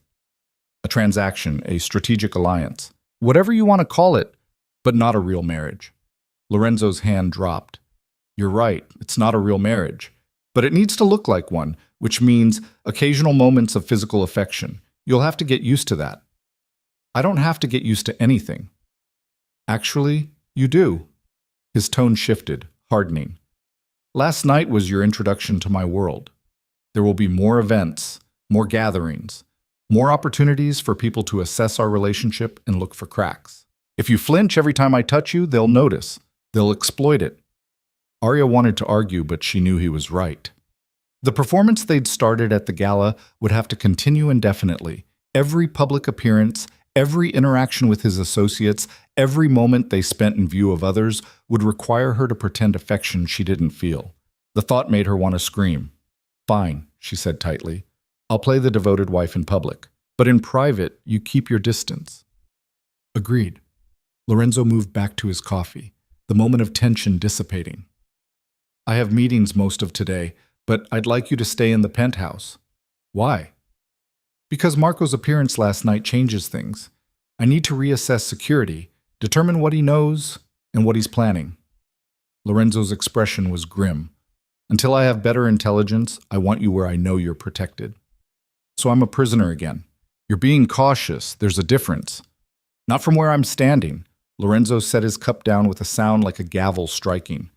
"Arya, I understand your frustration." "I do. But you need to trust that I know what I'm doing. Marco Santoro is dangerous in ways you can't imagine. If he's decided you're valuable, then keeping you visible and vulnerable would be catastrophic." "You mean it would be catastrophic for you?" "I mean it would be catastrophic for both of us." He grabbed his jacket from the back of a chair, shrugging into it with sharp, angry movements. "But if you'd rather test that theory, by all means, walk out that door and see how long it takes before one of Marco's people picks you up." The challenge in his voice made Arya's hands clench. She wanted to call his bluff, to prove he was exaggerating the danger. But the memory of Marco's predatory gaze stopped her.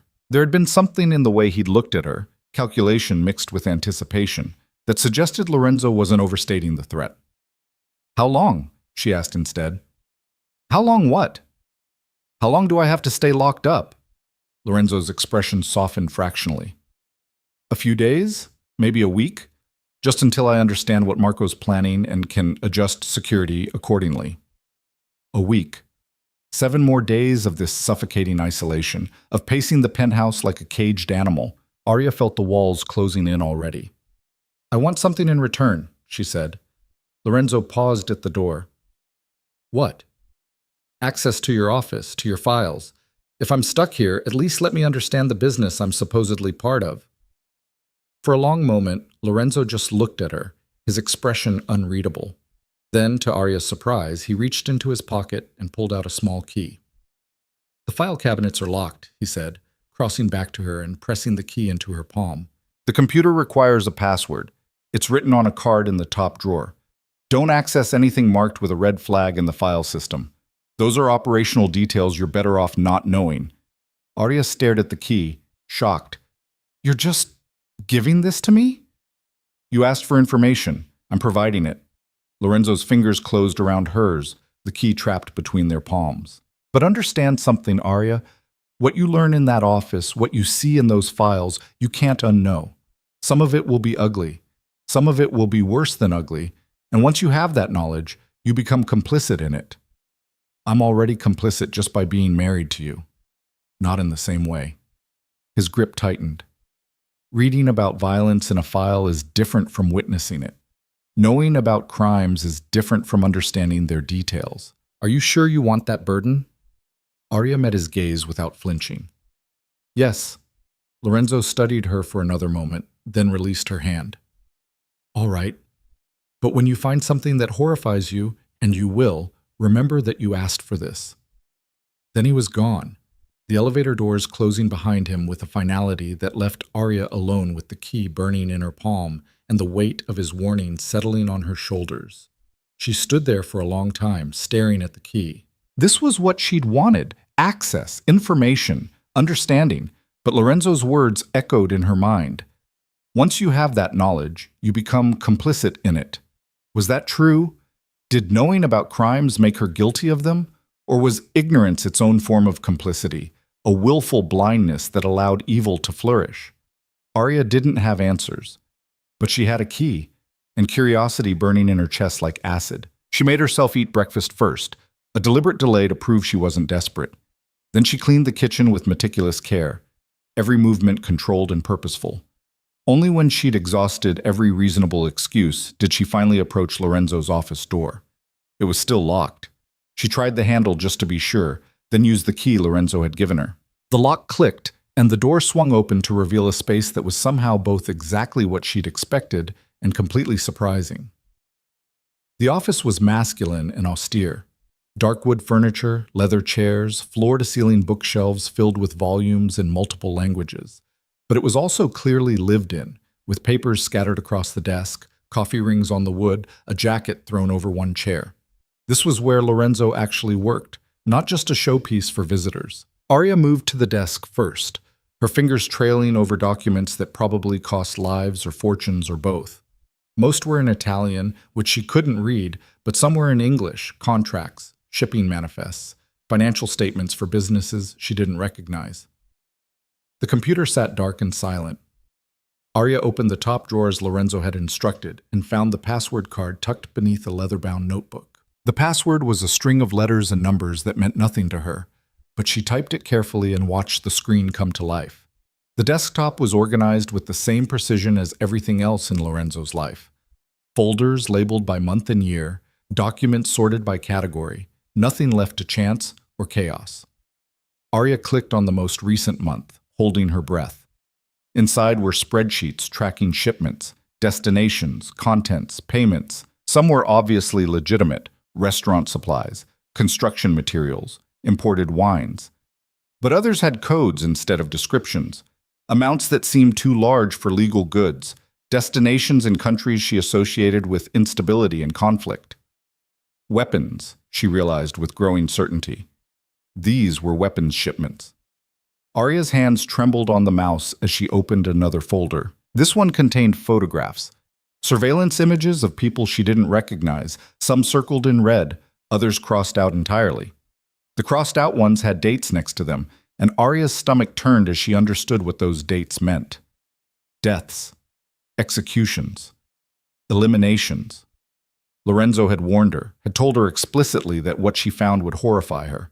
But seeing it laid out so clinically, so methodically, made it real in a way his warnings hadn't. She was married to a man who ordered deaths the way other people ordered coffee.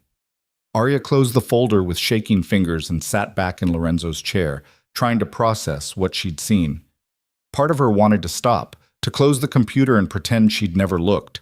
But a larger part, the part that had demanded this access in the first place, needed to understand the full scope of what she'd been pulled into. She opened the file cabinets next, using the key to unlock drawer after drawer of meticulously organized records.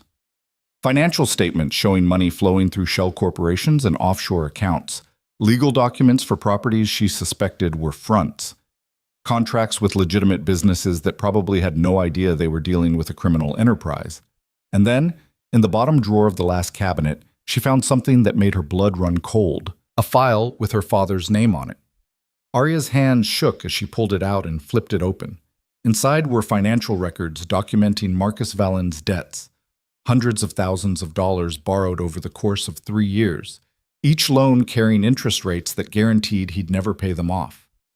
There were surveillance photos of her father at casinos, at racetracks, at private poker games where the stakes climbed into 6 figures. And there, near the back of the file, was a proposal. Asset acquisition in lieu of debt payment, Arya Vallen, daughter. Value assessment, moderate financial, high strategic. Recommendation, marriage contract to secure asset and eliminate debt simultaneously. Arya read it 3 times, each time hoping she'd misunderstood. But the words didn't change. Lorenzo hadn't just accepted her as payment for her father's debts. He'd suggested it, had assessed her value like she was property to be acquired, had calculated exactly how much she was worth as a strategic asset. Everything he'd told her about protection, about keeping her safe from worse alternatives, had been a lie, or at least a convenient reframing of the truth. He'd wanted her. Not because she was special, not because he'd been struck by her at first sight, but because she represented value in his endless calculations of profit and loss. The door to the office opened behind her. Arya spun around to find Lorenzo standing in the doorway, his expression unreadable as he took in the open file cabinet. The documents spread across his desk, the folder with her father's name still clutched in her hands. You weren't supposed to be back for hours, she said, her voice shaking. I forgot some documents. Lorenzo's gaze moved from her face to the folder. I see you've been thorough in your research. You assessed me. The words came out harsh, accusatory. Like I was a car you were considering buying. Yes. The simple admission was somehow worse than a denial would have been. Arya stood, the folder falling from her numb fingers to scatter papers across the floor. You told me you married me to protect me, that it was about keeping me safe from people worse than you. That was part of it, but not the main part. The main part was that I had strategic value. Arya's voice was rising, but she couldn't control it. You looked at me and saw an opportunity to expand your influence, to secure whatever connection my father had that you wanted. Lorenzo stepped into the office, closing the door behind him with deliberate care. Your father had relationships with several shipping companies I needed access to. Marrying you gave me leverage with him and, by extension, with them. Yes, that was a factor in my decision. A factor? It was the entire reason. No. Lorenzo moved closer, and Arya retreated until her back hit the desk. The entire reason was that your father owed me a debt he couldn't pay, and I needed collateral that ensured his continued cooperation. You were that collateral. But once I met you, once I understood who you were beyond a name on a balance sheet, the calculation changed. I don't believe you. I don't care if you believe me or not. It's the truth. Lorenzo braced his hands on the desk on either side of her, caging her in. You want honesty? Fine, yes, I assessed you. Yes, I calculated your value. That's what I do. I evaluate assets and determine how they can serve my interests. But what I found when I actually met you was someone far more valuable than any business connection. What does that mean? It means you're intelligent, adaptable, stronger than you realize. It means that in the weeks since I married you, you've proven yourself capable of navigating a world that destroys most people who enter it.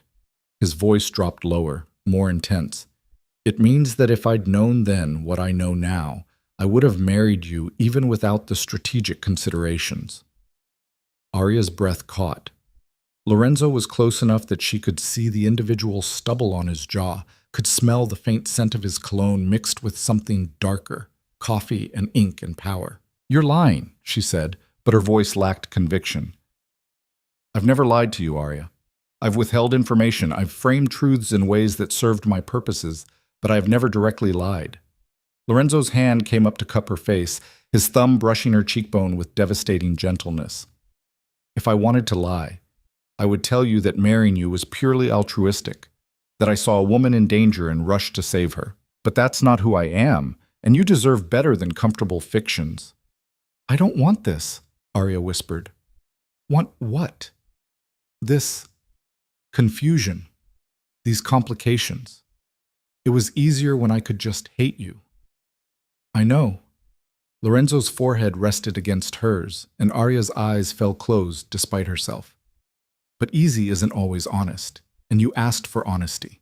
They stood like that for a moment that stretched too long, breathing the same air, existing in a space where captor and captive blurred into something neither of them could name. Then Arya's phone, the one Lorenzo had given her, buzzed violently in her pocket. They both jerked apart. Arya fumbled for the phone, her hand still shaking, and saw a number she didn't recognize. Before she could decide whether to answer, Lorenzo took it from her and checked the screen. His expression went from neutral to dangerous in a heartbeat. What? Arya asked. Who is it? Instead of answering, Lorenzo answered the call and put it on speaker. This is Vieri. Lorenzo! The voice on the other end was male, cheerful, and somehow menacing in its pleasantness. I was hoping to speak with your lovely wife, actually. Is she available? Arya's blood turned to ice. She recognized that voice from the gala. Marco Santoro. Lorenzo's jaw clenched. How did you get this number? I have my sources, but that's not important right now. What's important is that Arya and I have a conversation, woman to woman, so to speak. A pause. Or should I say, asset to asset. Whatever you want to say to my wife, you can say to me. I don't think so. Marco's voice hardened. Put her on, Lorenzo, or I start making calls to people who would be very interested in knowing about the discrepancies in your latest shipping manifests. Arya watched Lorenzo's face as he calculated the threat, weighed his options, made his decision. Then, with visible reluctance, he handed her the phone and mouthed one word. Careful. Arya took the device with trembling hands. This is Arya. There she is! Marco's warmth returned, artificial and cloying. I wanted to reach out personally and apologize for making you uncomfortable at the gala. That wasn't my intention. What was your intention? Merely to introduce myself. You see, Arya, I think you and I have something in common. I doubt that. We're both trapped in Lorenzo's world, both trying to navigate a maze he built and controls. The difference is, I found a way out, and I thought you might be interested in learning how. Arya's heart hammered against her ribs. She looked at Lorenzo, saw the dangerous stillness in his posture, the warning in his eyes. I'm not interested in whatever you're selling, she said. Not selling, offering. There's a difference. Marco's voice dropped to something like concern. Has Lorenzo told you what happens to people who displease him? Has he explained the consequences of failure in his organization? He's told me enough. Has he told you about the warehouse on Pier 9, about what happens there when someone needs to be taught a lesson? Marco paused. Has he told you how many bodies have been pulled out of the river with his signature on them? Arya's gaze stayed locked on Lorenzo's face, watching for any sign that Marco was lying. But Lorenzo's expression confirmed everything. Not with guilt, but with grim acceptance of truths he'd never tried to hide. Why are you telling me this? Arya asked. Because you deserve to know who you're shackled to. Because Lorenzo has convinced you that he's your protector, when really, he's your greatest threat. Marco's voice turned silky. And because I'm offering you a choice he never gave you, the chance to walk away. Come work for me instead. I'll pay off whatever leverage he has over you, get you out of the city, set you up somewhere safe. All you have to do is say yes. The offer hung in the air like poison. Arya could feel Lorenzo's tension radiating across the small space between them, could see the calculation behind his eyes as he waited to see what she would do. This was a test, not from Lorenzo this time, but from Marco. A test to see if she was truly loyal to her husband, or if she could be turned. And the horrible thing was, part of her wanted to say yes, wanted to take the escape route Marco was offering, to run as far and fast as she could from Lorenzo and his world of violence and moral compromise. But another part, a part that frightened her with its certainty, knew that Marco's offer was a trap, that working for Lorenzo's enemy would make her a traitor, would paint a target on her back that no amount of distance could erase. And that whatever Lorenzo was, whatever he'd done, at least his threats had been honest. No, Arya said clearly. I'm not interested. Are you sure? Because this offer has an expiration date, Arya. Once I hang up this phone, it's gone. And you'll be left with Lorenzo and all his terrible truths. I'm sure. Silence on the other end, stretching long enough that Arya wondered if he'd hung up. Then, pity. You would have been valuable to me. But Lorenzo always did have a gift for inspiring misplaced loyalty. The warmth in Marco's voice vanished entirely. Give my regards to your husband. Tell him I'll be seeing him soon. The line went dead. Arya lowered the phone slowly, her entire body shaking with adrenaline. Lorenzo took the device from her nerveless fingers and set it aside, his movements controlled despite the fury she could see building behind his eyes. Are you all right? He asked. No. Arya's laugh was sharp and broken. Nothing about this is all right. You did well. Did I? Because I just had a crime lord offer to rescue me from my crime lord husband, and the fact that I said no feels insane. Lorenzo's hand settled on her shoulders, steady and warm. It wasn't insane. It was smart. Marco doesn't rescue people, Arya. He collects them. If you'd said yes, you would have traded one cage for another, and his would have been much less comfortable than mine. How do you know? Maybe he was genuinely trying to help. Because I know Marco. I trained him, taught him everything he knows about this business. And the most important lesson he learned was that compassion is weakness. Lorenzo's grip tightened fractionally. He doesn't want to help you. He wants to hurt me.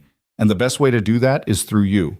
The certainty in his voice made Arya's remaining doubts crumble. What happens now? Now we prepare for war. Lorenzo released her and moved to his desk, already pulling out his phone. Marco calling you directly was a declaration. He's not hiding his interest anymore, which means he's confident enough in his position to make a move. What kind of move? That's what I need to find out. Lorenzo's fingers flew across his phone screen, sending rapid messages to people Arya couldn't see. I'm calling in my security team. From now on, you don't leave this penthouse without a minimum of 4 guards. You don't answer calls from numbers you don't recognize. And you don't, under any circumstances, go anywhere alone. So I'm a prisoner again. Lorenzo looked up, his expression softer than she'd ever seen it. You're protected. There's a difference. You keep saying that, but from where I'm standing, it feels the same. I know. He crossed back to her, his hands framing her face with surprising tenderness. I know this isn't the life you wanted.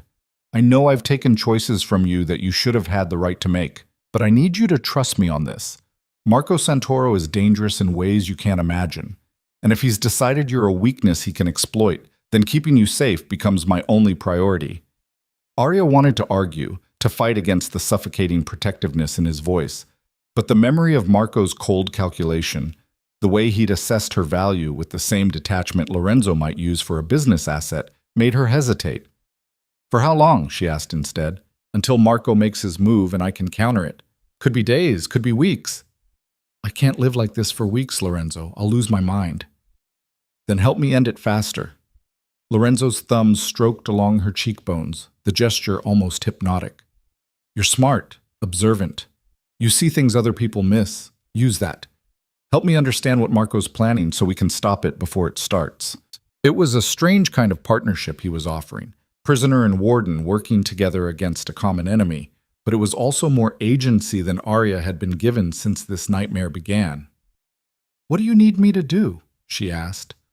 Lorenzo smiled then, and it transformed his face into something almost beautiful.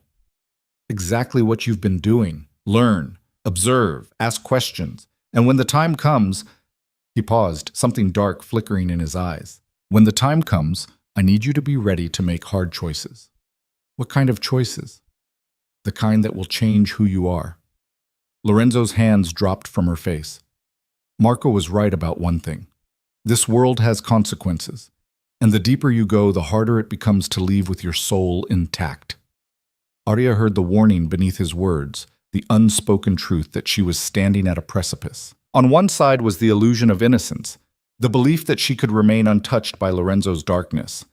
On the other was complicity, participation, the transformation from victim to something else entirely. I'm already changed, she said quietly. The moment you forced me into this marriage, I stopped being who I was before. Changed, yes, but not yet transformed.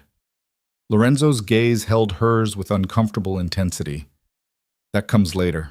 When you're faced with the choice between your principles and your survival, and you choose survival, how do you know I will? Because everyone does, eventually. That's what this world teaches you, that survival trumps morality every single time. Arya wanted to deny it, to insist she would never compromise her values no matter the cost. But the truth was, she'd already started making those calculations. When she'd rejected Marco's offer, it hadn't been because staying with Lorenzo was morally right. It had been because running to Marco felt more dangerous. She was learning to think like Lorenzo, to weigh options in terms of survival rather than ethics, and that realization terrified her more than anything else. I need time to process this, she said, stepping back from him. All of it. The files, Marco's call, what you're asking me to become. Lorenzo nodded. Take whatever time you need. But Arya, he waited until she looked at him. Don't take too long. Marco won't wait for you to be ready. He'll move when it serves him, and when he does, I need to know you're with me. With you, Arya repeated. Not controlled by you, not owned by you. With you. Yes. It was the closest thing to an equal partnership Lorenzo had ever offered. And despite everything, despite the coercion and the lies and the violence, Arya found herself wanting to believe it was possible. She left him in his office and returned to her room, closing the door and leaning against it like it could protect her from the chaos swirling around her. Through the walls, she could hear Lorenzo making calls, his voice sharp with command as he mobilized whatever forces he controlled. Arya moved to the window and looked out at the city spread below like a glittering trap.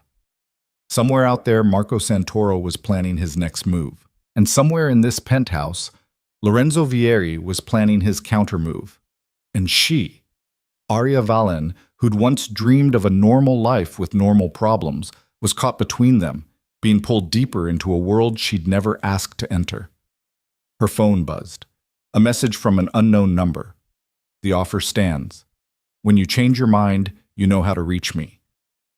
Arya deleted it immediately, but the words lingered in her mind like a virus.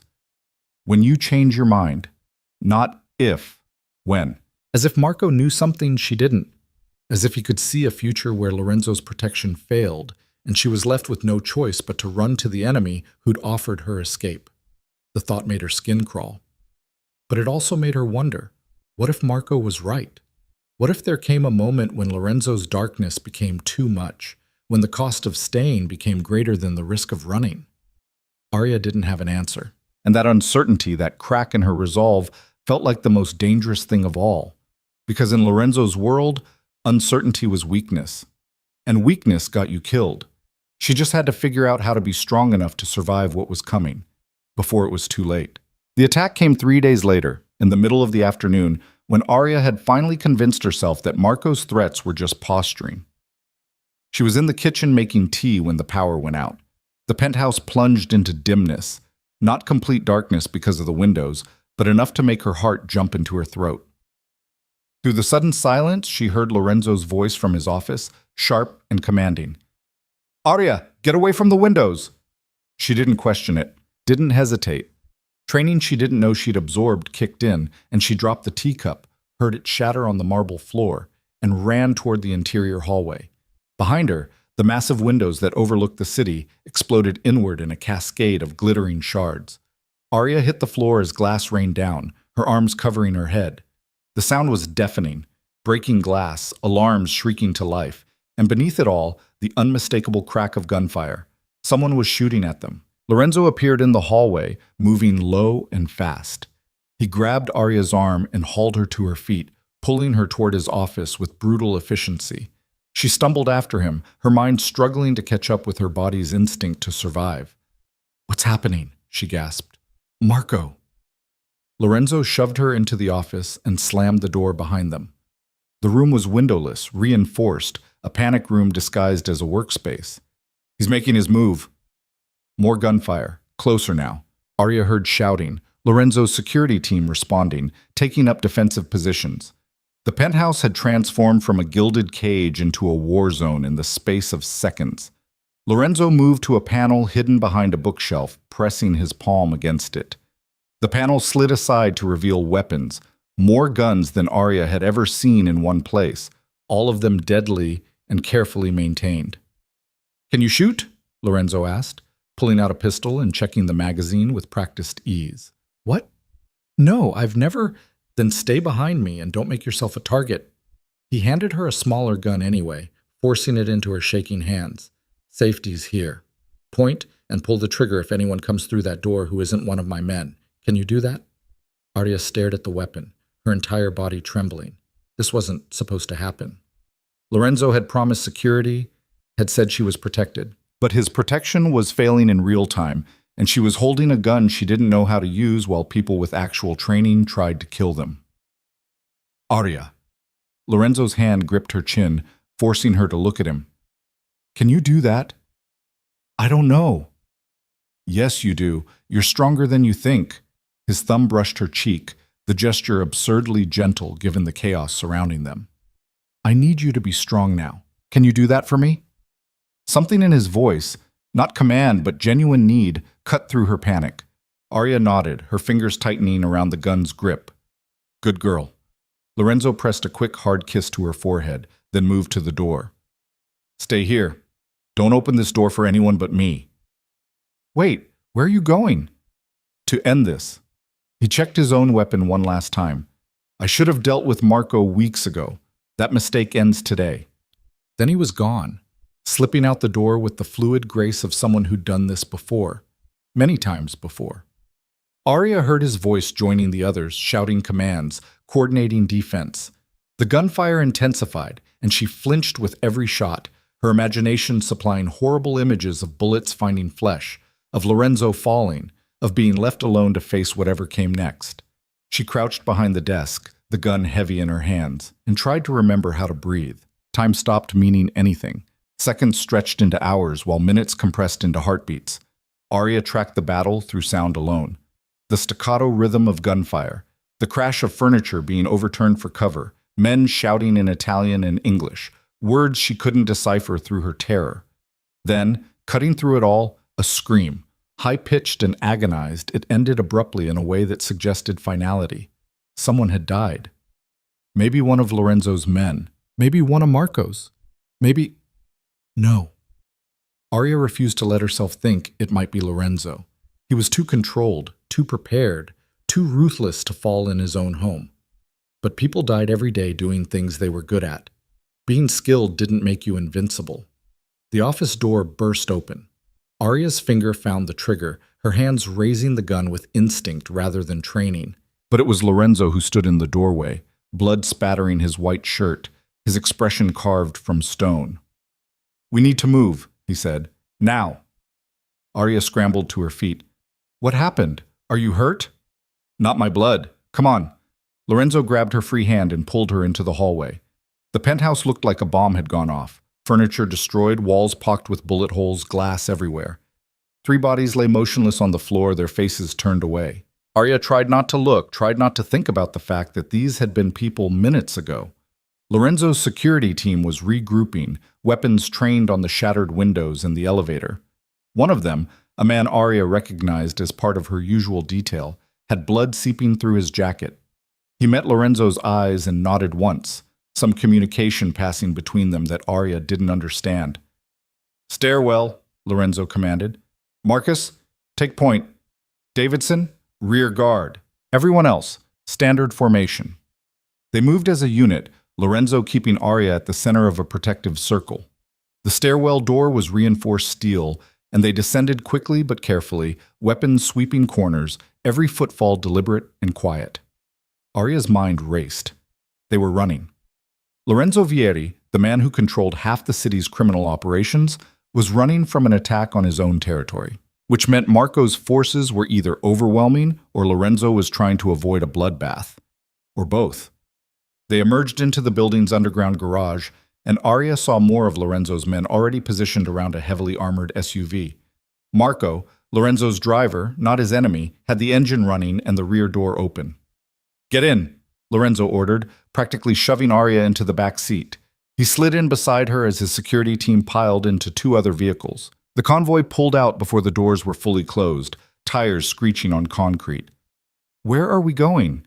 Arya asked. "Safe house. One Marco doesn't know about." Lorenzo was on his phone, speaking rapid-fire Italian to someone on the other end. His free hand found hers, squeezing tight enough to hurt. "Are you all right?" "I don't know. Am I?" Arya looked down at herself, half expecting to find injuries she hadn't noticed in the adrenaline rush. But her skin was intact, the only blood on her from where she'd grabbed Lorenzo's hand. "What just happened back there?" "An escalation." Lorenzo's jaw was tight, fury radiating from him in waves. "Marco sent a kill team to my home, to our home. That crosses every line in our world. But you expected it. I expected him to move against me, not this directly, not this brazenly." He typed something on his phone, sent it, then finally looked at her. "He's making a statement, showing everyone in the organization that I can't even protect my own territory, my own wife." The raw anger in his voice made Arya flinch. "Your men fought them off. That's not failure. We survived. That's not the same as winning." Lorenzo's hand tightened around hers. "And he'll try again. Probably sooner than I'd like. Marco's committed now. He can't back down without looking weak. And weakness in this world is death." The SUV navigated through city streets with practiced evasion, taking turns that made no logical sense, doubling back, clearly following some pre-planned escape route. Arya watched through tinted windows as her city became unfamiliar territory, neighborhoods she didn't recognize bleeding into industrial districts. "How many people died back there?" she asked quietly. Lorenzo was silent for a moment. 3 of Marco's men, 1 of mine, shot in the initial assault. Another 2 injured, but stable. 4 lives gone in a matter of minutes. Arya felt sick. This was the reality Lorenzo had tried to explain to her, the violence that underpinned his entire world. But knowing it intellectually and experiencing it were completely different things. "The man who died," she said. "Did he have family?" "A wife. 2 kids." Lorenzo's voice was flat, emotionless. "I'll make sure they're taken care of. Compensation, education funds, protection if they need it." "That doesn't bring him back." "No, it doesn't." He turned to look at her fully. "This is what I meant when I said you'd have to make hard choices. That man, his name was Vincent. He knew the risks, accepted them, died protecting what I built and what I claimed as mine, including you." The weight of that settled on Arya's shoulders like a physical thing. A man had died today, at least partially because Lorenzo had married her and made her a target. She was complicit in his death just by existing in this space. "I didn't ask for this," she whispered. "I know." Lorenzo pulled her against his side, his arm coming around her shoulders. The gesture was possessive but also protective, and Arya found herself leaning into it despite everything. "But you're in it now. We both are.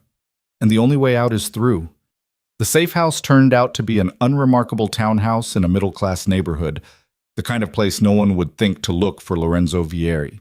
The security team swept it methodically before allowing them inside, and even then 2 men stayed outside as sentries. The interior was furnished but impersonal, clearly maintained for exactly this kind of emergency. Lorenzo immediately moved to the windows, checking sight lines and escape routes with the practiced eye of someone who'd survived attempts on his life before. Arya stood in the middle of the living room, still holding the gun he'd given her, and felt reality crash down around her ears. "I need to sit down," she said distantly. Lorenzo was beside her in an instant, taking the weapon from her nerveless fingers and guiding her to the couch. "Put your head between your knees. Breathe slowly." Arya obeyed, the room spinning dangerously. She heard Lorenzo moving around, heard water running, then felt a cold glass pressed into her hand. "Drink," he commanded. She drank, the water shocking her system back to some semblance of normal. When she finally looked up, Lorenzo was crouched in front of her, his blood-spattered shirt discarded, now wearing just a white undershirt that highlighted the muscled tension in his shoulders. "Better?" he asked. "No, but functional." Arya set the glass aside with trembling hands. "How do you live like this? How do you function knowing that any moment someone might try to kill you?" "Practice. And by making sure I'm always the most dangerous person in any room I enter." Lorenzo's hand settled on her knee, warm and steady. "But I won't lie to you, Arya. This isn't over. Marco failed today, which means he'll try harder next time. He has to. His reputation demands it. So what do? We hit him first, harder than he hit us. Show everyone who's watching that attacking me has consequences that aren't worth the risk." Lorenzo's expression was grim. "I should have done this weeks ago, but I was trying to avoid an all-out war. Now the war's here whether I want it or not." Arya processed this, her mind still struggling to reconcile the man in front of her with the violence he was casually planning. "When you say hit him first, you mean, I'm going to destroy everything Marco's built, his businesses, his connections, his reputation. And when he's got nothing left but his life, I'm going to take that too." There was no emotion in Lorenzo's voice, just cold certainty. "He threatened you. That's unforgivable." "Lorenzo!" "No." He stood abruptly, pacing the small living room like a caged predator. "You don't understand what he did today. The rules in our world, unwritten but absolute, dictate that families are off limits. Wives, children, they're not targets. Marco broke that rule when he sent shooters to our home knowing you were there." "But I wasn't hurt. That's not the point." Lorenzo spun to face her, and for the first time since she'd met him, his control cracked completely. "The point is he tried. He put you in danger, put a target on your back, made you pick up a weapon and prepare to defend yourself because I couldn't guarantee your safety." The raw emotion in his voice stopped Arya's breath. This wasn't about honor or rules or reputation. This was personal. Lorenzo was genuinely furious that she'd been threatened, that she'd been afraid, that his protection had failed even temporarily. "I'm okay," she said quietly. "I survived." This time. Lorenzo ran a hand through his hair, the gesture uncharacteristically agitated. "What about next time? What about when I'm not there? When my men aren't enough? When Marco finds a weakness I haven't anticipated? Then I'll deal with it."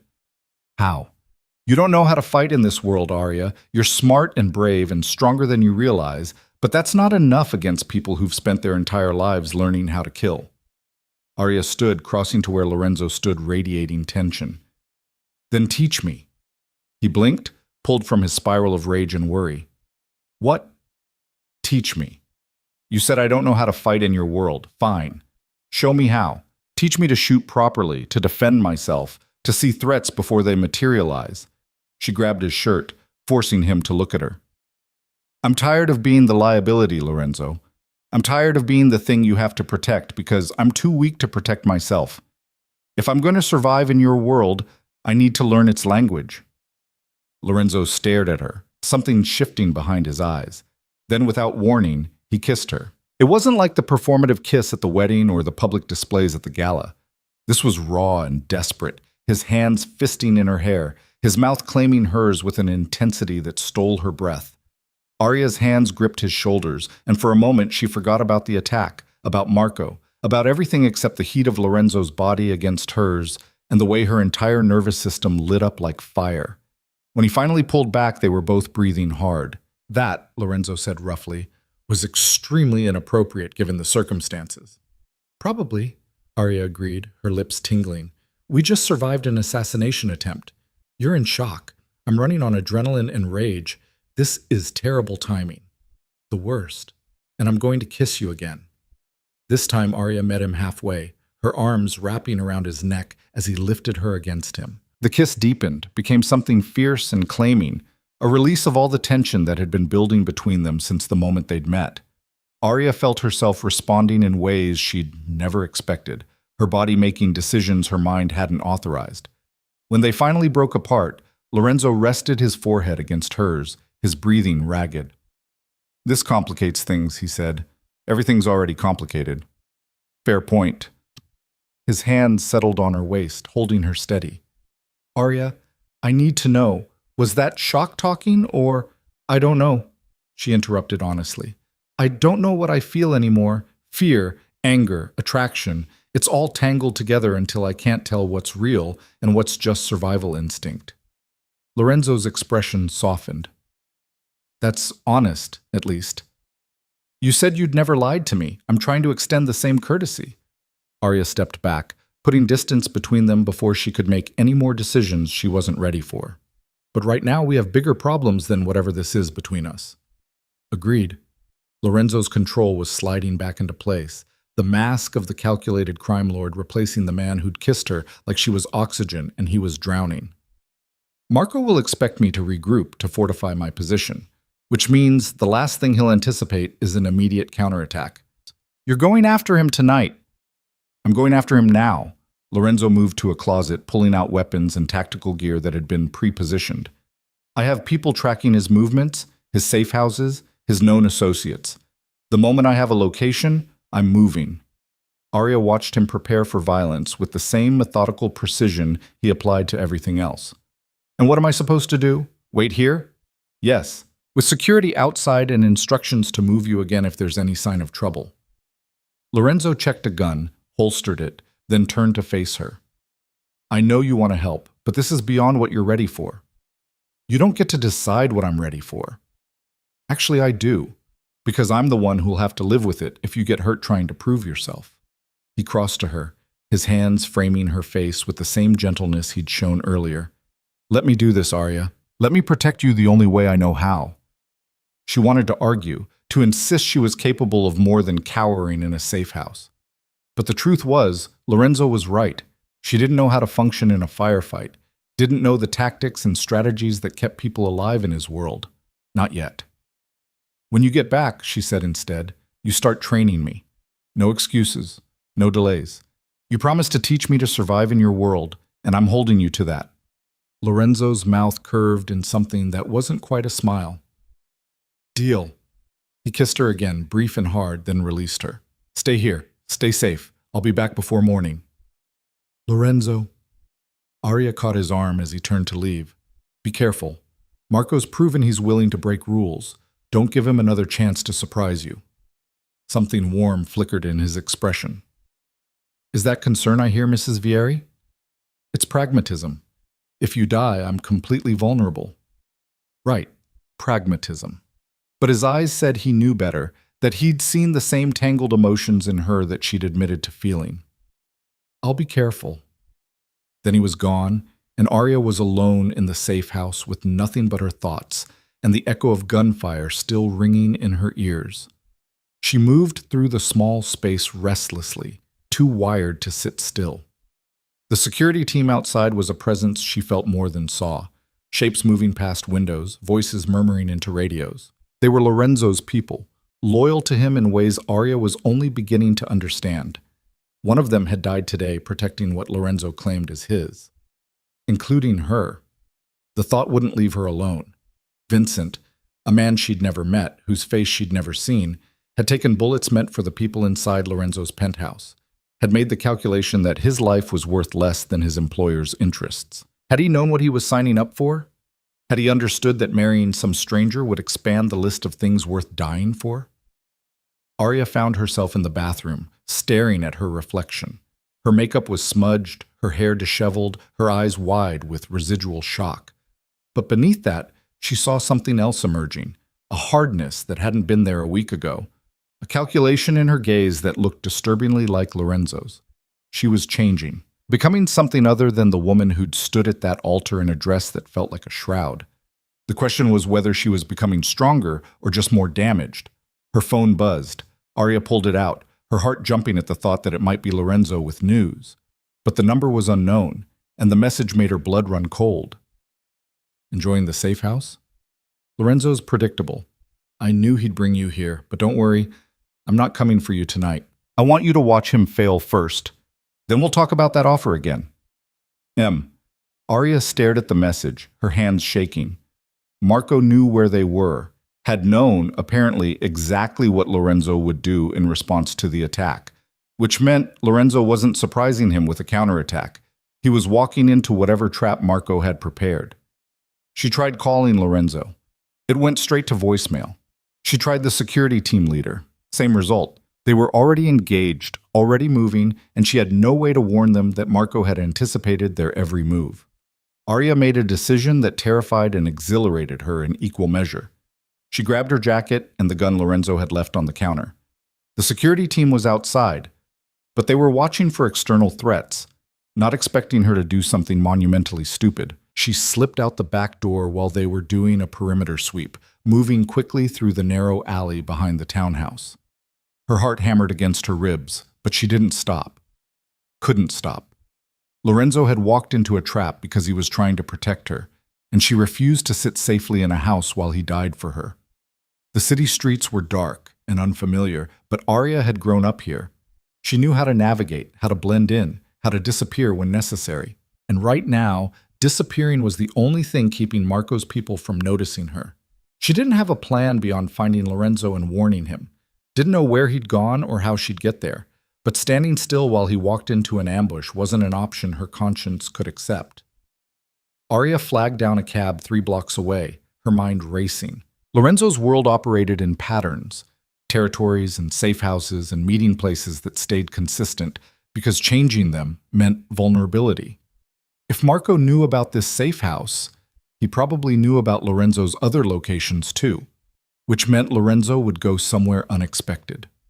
Somewhere Marco wouldn't anticipate, and Arya knew exactly where that would be. The warehouse on Pier 9, the place Marco had mentioned on the phone, where Lorenzo conducted his darkest business. Marco had used it as a threat, as evidence of Lorenzo's brutality.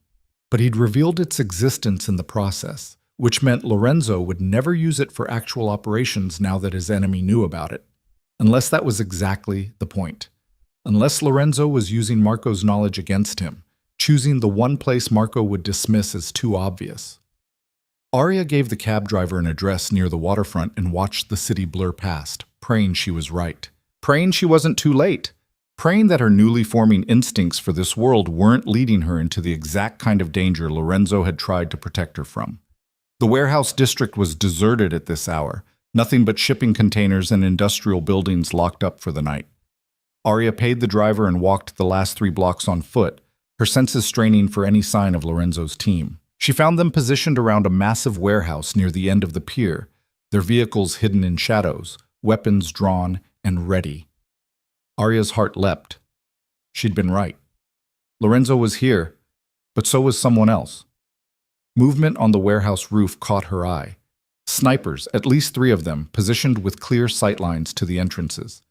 Marco's people, waiting for Lorenzo to walk into their trap. Arya's breath caught. She was watching an ambush unfold in real time, and Lorenzo had no idea it was waiting for him. His team was focused on the warehouse itself, on threats at ground level. They weren't watching the roofs. She had to warn them. Had to. A hand clamped over her mouth from behind, cutting off her scream. Arya struggled instinctively, her training non-existent but her survival instinct fierce. An arm locked around her waist, lifting her off her feet, dragging her backward into the shadows between shipping containers. "Easy now," a familiar voice said in her ear. "You don't want to make a scene and get Lorenzo killed, do you?" Marco Santoro. Arya's blood turned to ice. "That's better," Marco said as she stopped fighting. "I'm going to move my hand, and you're going to stay very quiet. Understood?" Arya nodded. The hand over her mouth released, but the arm around her waist remained, keeping her pinned against Marco's chest. "There we go," he said pleasantly. "Now we can talk like civilized people." "Lorenzo's going to kill you for this," Arya said, her voice shaking. "Lorenzo's going to be too busy dying to worry about me." Marco turned her to face the warehouse, forcing her to watch. "See those snipers? The moment he enters that building, they take him out. Quick, clean, no chance for his people to respond. By this time tomorrow, I'll control everything he built." "You won't get away with this." "I already have." Marco's breath was warm against her ear, making her skin crawl. "And you, my dear, are going to help me consolidate power. Lorenzo's widow choosing to align with his successor, it sends a powerful message to anyone thinking about resistance. I'd rather die." "No, you wouldn't. You're a survivor, Arya. I saw it at the gala, saw it when you rejected my offer, even though part of you wanted to accept. You'll do whatever it takes to stay alive, including working with me." He was wrong, had to be wrong. But Arya's mind was already calculating, already understanding that she was standing at the exact precipice Lorenzo had warned her about. The moment when principles collided with survival and only one could win. Below them, Lorenzo emerged from his vehicle, moving toward the warehouse with his team in formation around him. He had no idea about the snipers, no idea that Marco was watching, no idea that Arya was being held in the shadows, forced to witness his execution. She had seconds to make a choice that would define everything that came after. Arya drove her elbow back as hard as she could, connecting with Marco's ribs. His grip loosened just enough for her to twist free, and she ran, not away from the danger, but toward it. "Lorenzo!" Her scream shattered the night silence. "Snipers on the roof! It's a trap!" Everything happened at once. Lorenzo's head snapped toward her voice, his eyes widening in recognition and horror. His team scattered, weapons training upward as the snipers adjusted their aim, and Marco's hand grabbed Arya's jacket, yanking her backward with brutal force. She heard gunfire, heard Lorenzo shouting commands, heard the chaos of an ambush turn firefight, and felt Marco's gun press against her temple, cold and absolute. "Well," he said, his pleasant tone gone. "That was unexpected. Tell me, Arya, do you think Lorenzo will hesitate to shoot if you're my shield? Because I'm betting he won't. I'm betting you'll learn tonight exactly how little you actually mean to him." Arya's entire body trembled, but she forced herself to meet Marco's eyes. "You're wrong, and you just made the worst mistake of your life." "We'll see about that." Marco raised his voice, shouting across the pier. "Lorenzo, let's talk about terms of surrender." The gunfire stopped. In the sudden silence, Arya could hear her own heartbeat, could feel the cold metal of the gun against her skin. could see Lorenzo standing in the open with murder in his eyes and a weapon trained directly at them. This was the moment, the choice, the transformation Lorenzo had warned her about, and Arya made her decision without hesitation. "Shoot," she said clearly. "Lorenzo, shoot him. Don't worry about me. Just take the shot."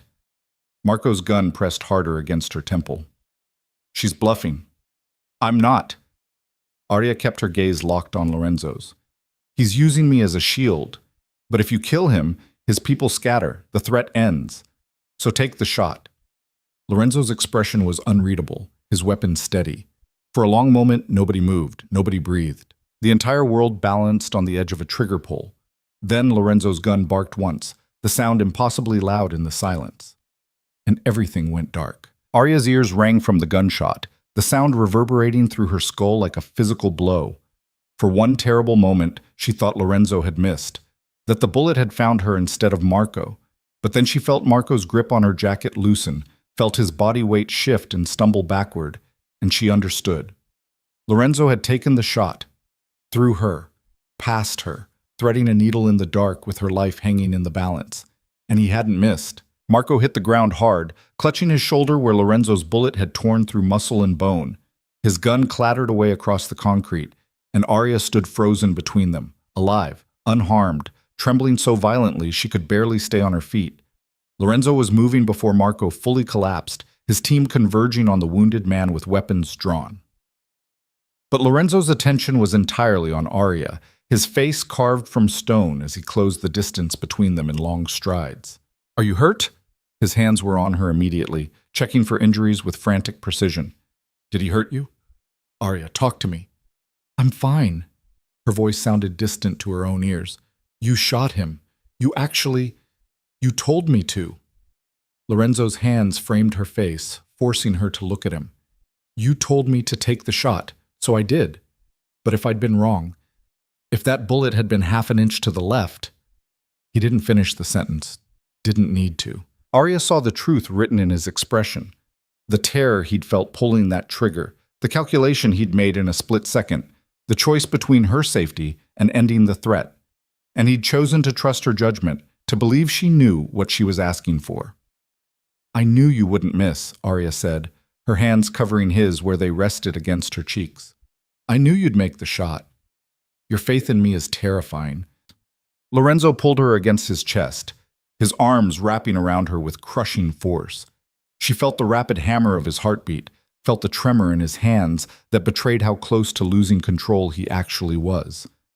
"What were you thinking coming here? I told you to stay at the safe house." "Marco sent me a message. He knew where we were, knew what you'd do. I had to warn you." Arya pressed her face into his shoulder, breathing in the scent of him, gunpowder and cologne and something essentially Lorenzo. "I couldn't just sit there while you walked into a trap. So instead you walked into one yourself." Lorenzo pulled back enough to look at her, and the anger in his expression was undercut by something that looked disturbingly like pride. "You're either incredibly brave or incredibly stupid. Can it be both?" Despite everything, Lorenzo's mouth twitched. "Apparently." Then his expression hardened, the brief moment of vulnerability closing off. "But we're discussing this later, right? Right now..." A commotion from where Marco lay bleeding interrupted him. Arya turned to see Marco struggling against the men holding him down, his face twisted with pain and rage. "This isn't over, Lorenzo." Marco's voice was strained but defiant. "Kill me, and my people will never stop coming for you, for her. You've started a war you can't win." Lorenzo released Arya and moved toward Marco with the controlled grace of a predator approaching wounded prey. When he spoke, his voice was quiet and absolutely lethal. "Your people are already dealt with. While you were planning this little ambush, I was dismantling your entire operation. Your warehouses, raided. Your accounts, frozen. Your lieutenants, currently being offered very generous terms to switch their loyalty." Lorenzo crouched beside Marco, meeting his eyes with cold satisfaction. "You never had a chance, Marco. This was over before it started." Marco's expression shifted from defiance to dawning comprehension.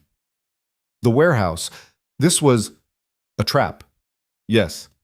Lorenzo's smile was sharp enough to cut. "Did you really think I wouldn't know about the snipers? That I wouldn't anticipate your every move the same way you anticipated mine?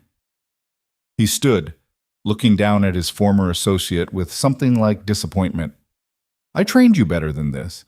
You got arrogant, sloppy, and now you're finished. You're going to kill me. It wasn't a question. Eventually, Lorenzo's tone was conversational, but the menace underneath was palpable.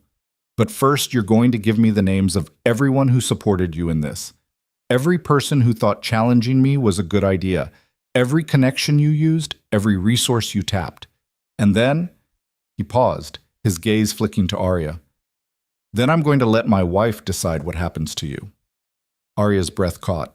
Every eye turned to her. Lorenzo's team, the captured snipers being marched down from the roof, and Marco himself, disbelief written across his features. You're joking, Marco said. I never joke about business. Lorenzo moved back to Arya, his hand settling on her lower back. You threatened her. Used her as leverage. Put a gun to her head. She gets to decide your fate. The power of it was dizzying.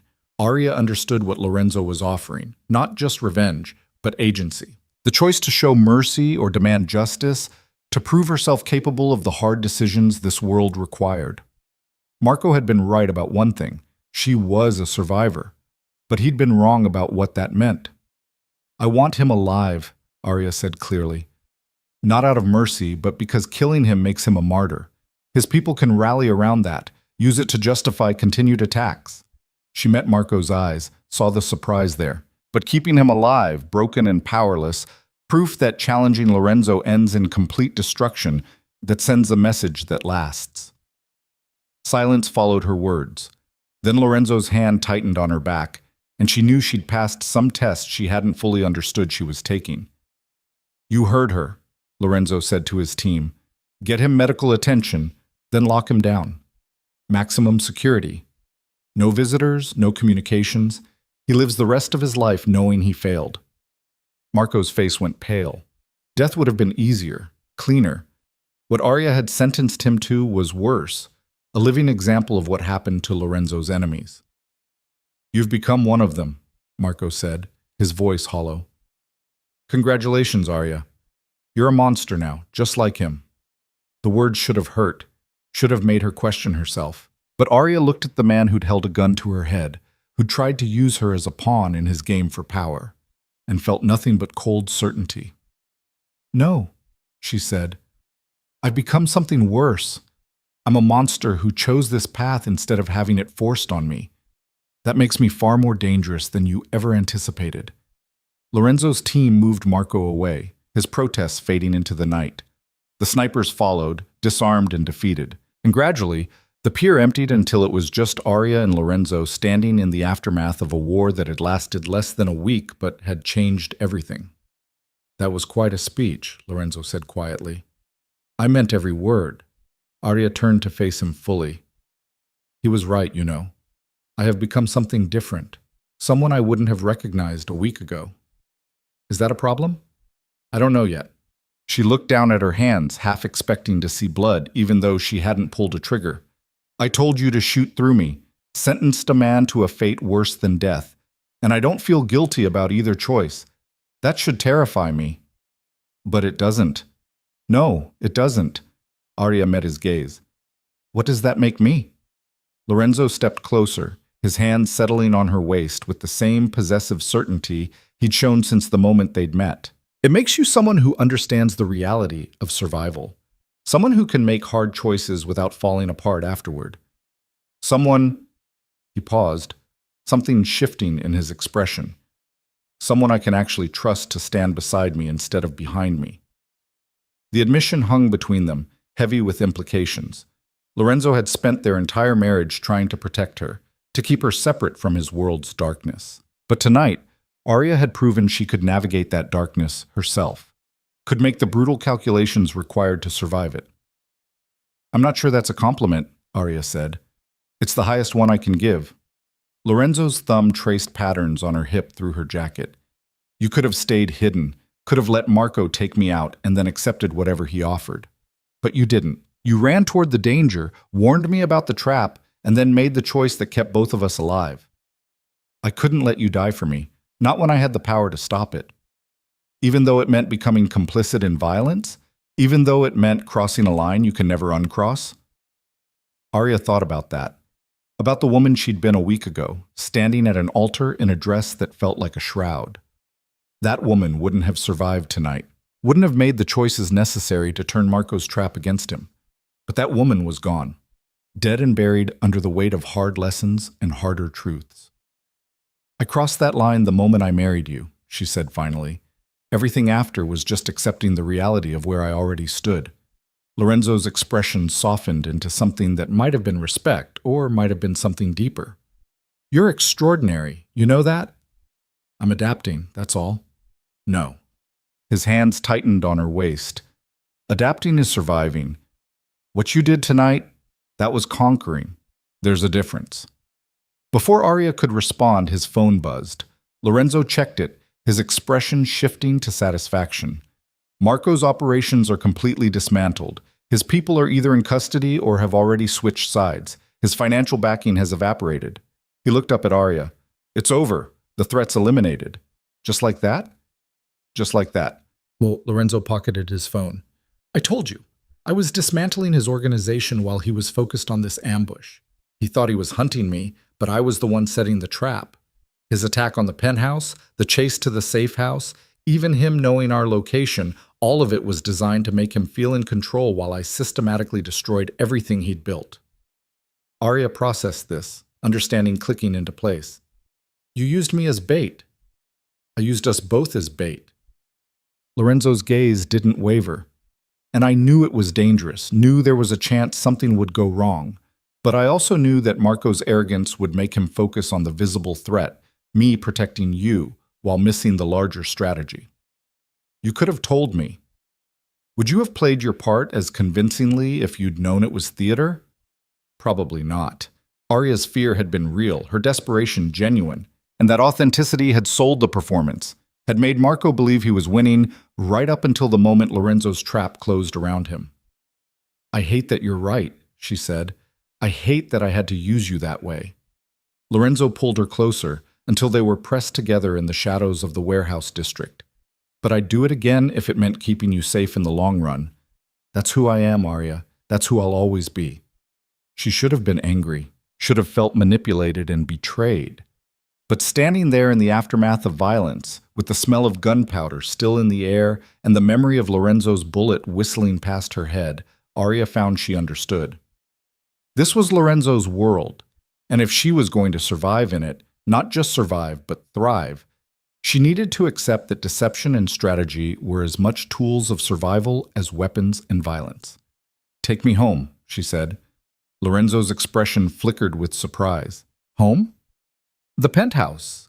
I assume it's been repaired by now, knowing your efficiency.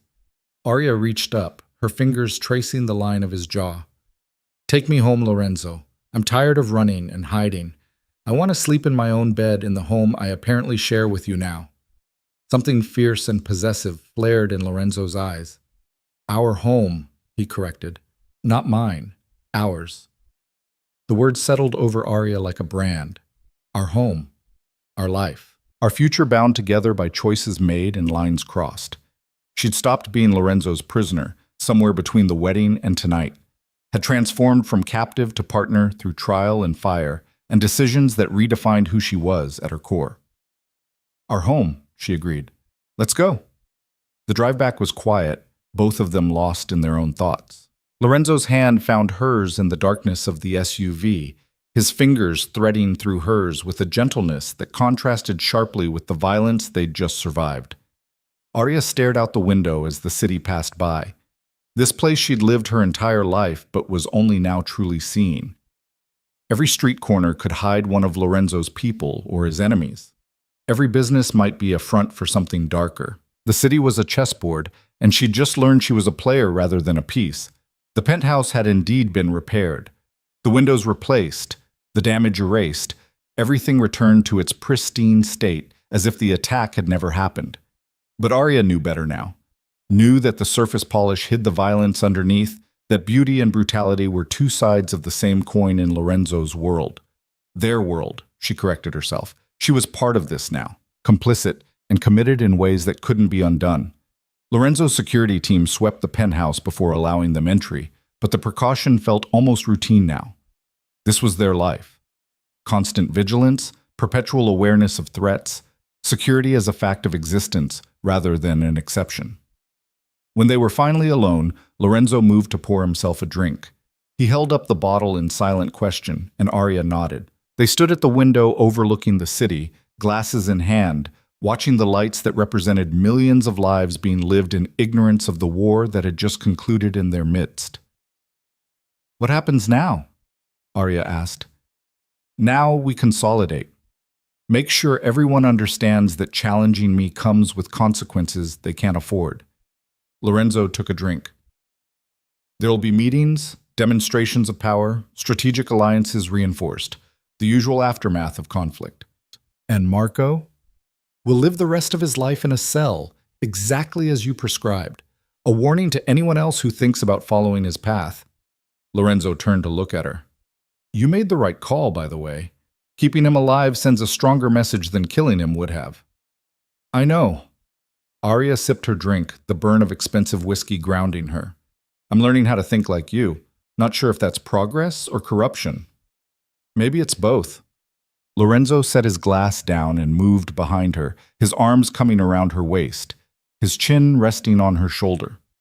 "You're not the woman I married last week?" "No, I'm not." "Are you mourning her, the person you used to be?" Arya considered the question seriously. The girl who'd stood at that altar had been innocent in ways that felt almost naive now. She'd believed in clear lines between right and wrong, in justice and morality, and the idea that good people didn't make compromises. But that girl couldn't have survived tonight, couldn't have made the choices that kept them both breathing. "No," Arya said finally. "I'm not mourning her. She was too weak for this world. What I am is angry that I had to change it all, that you forced this transformation by dragging me into your life." "Fair enough." Lorenzo's arms tightened around her. "For what it's worth, I am sorry. Not for marrying you, I'd make that choice again. But for the pain the transformation caused, that part, I regret." It was the closest thing to an apology Lorenzo had ever offered, and Arya understood the weight of it. Men like him didn't apologize, didn't admit regret. The fact that he was doing so now meant something. "I need you to promise me something," she said. "What?" "No more secrets. No more using me as bait without telling me. If we're partners, really partners, then I need to know the full picture. I need to be able to make informed choices instead of just reacting to situations you've engineered." Lorenzo was quiet for a long moment, and Arya could feel the calculation happening behind her, the weighing of control against trust. "All right," he said finally. "No more secrets about operations that involve you. Complete transparency about threats and strategies. You'll know everything I know. And in return you commit, fully. No more questioning whether you belong in this world. No more hesitation about what needs to be done. If we're doing this, really doing this, then I need to know you're all in." Arya turned in his arms to face him, searching his expression for any sign of manipulation. But Lorenzo's dark eyes were sincere, his face open in a way she'd never seen before.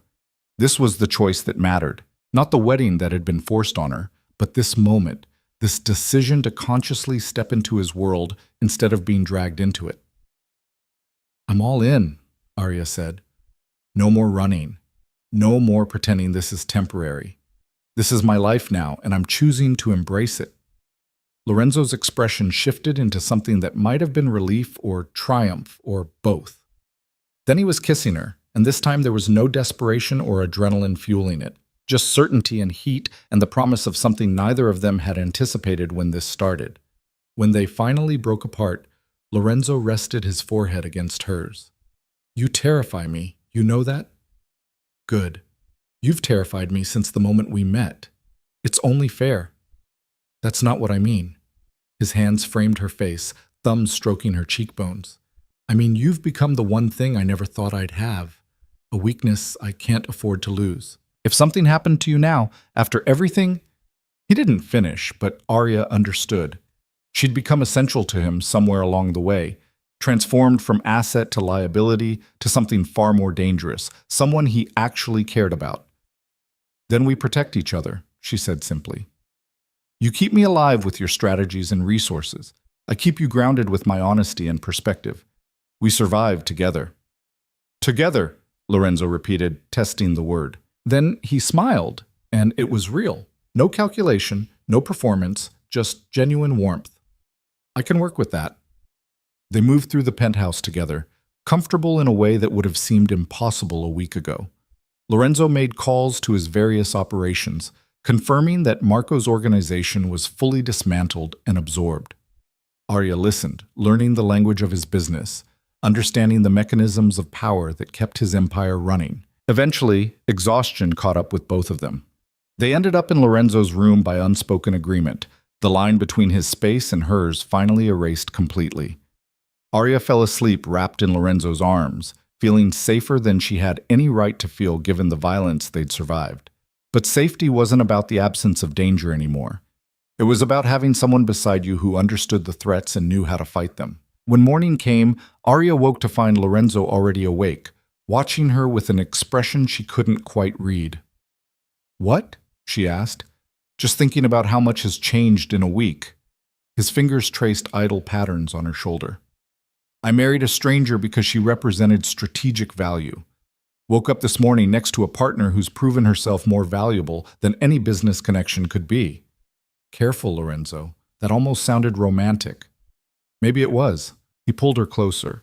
"I'm not good at this. At feelings, at connection, at anything that isn't strategy and calculation. But with you," he paused, seeming to struggle for words. "With you, I want to be better. Want to build something that's more than just mutual survival." Arya's breath caught. This was Lorenzo at his most vulnerable, admitting to desires that went beyond the practical arrangements they'd discussed. "What are you saying?" she asked carefully. "I'm saying this started as a transaction, but it doesn't have to stay that way. We could build something real, Arya, a partnership based on choice rather than coercion, on trust rather than control." His dark eyes searched hers. "If you're willing to try." It should have been too soon. Should have felt like another manipulation, another way for Lorenzo to secure her loyalty. But Arya looked at the man who'd trusted her enough to take an impossible shot, who'd offered her full transparency in his operations, who'd just admitted to wanting more than a business arrangement, and she saw something worth exploring. "I'm willing to try," she said. "But Lorenzo, this only works if we're equals. Not captor and captive, not even protector and protected. Equals. Partners in every sense." "Equals," Lorenzo agreed. "I can do that." "Can you?" "Because your entire life has been about control, about being the most powerful person in any room. Can you actually share power with me?" "Honestly, I don't know." His answer was refreshingly direct. "But I'm willing to learn if you're willing to be patient with the process." Arya considered that. Lorenzo was offering her something precious, the chance to shape their relationship into something neither of them had planned for. It wouldn't be easy. There would be missteps and conflicts and moments when his instinct for control clashed with her demand for autonomy. But they'd survived worse together in the past week. "All right," she said, "we'll figure it out as we go. But Lorenzo, if this is going to work, you need to understand something. I'm not the woman you married. I won't be controlled or managed or protected like a valuable asset. I'm going to push back, question your decisions, demand my own role in your operations." "I know.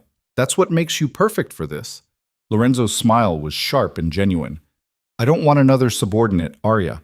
I want an equal. Someone who can challenge me, who sees through my strategies, who isn't afraid to tell me when I'm wrong." "Then that's what you'll get." Arya kissed him, sealing the agreement between them. Equals, partners.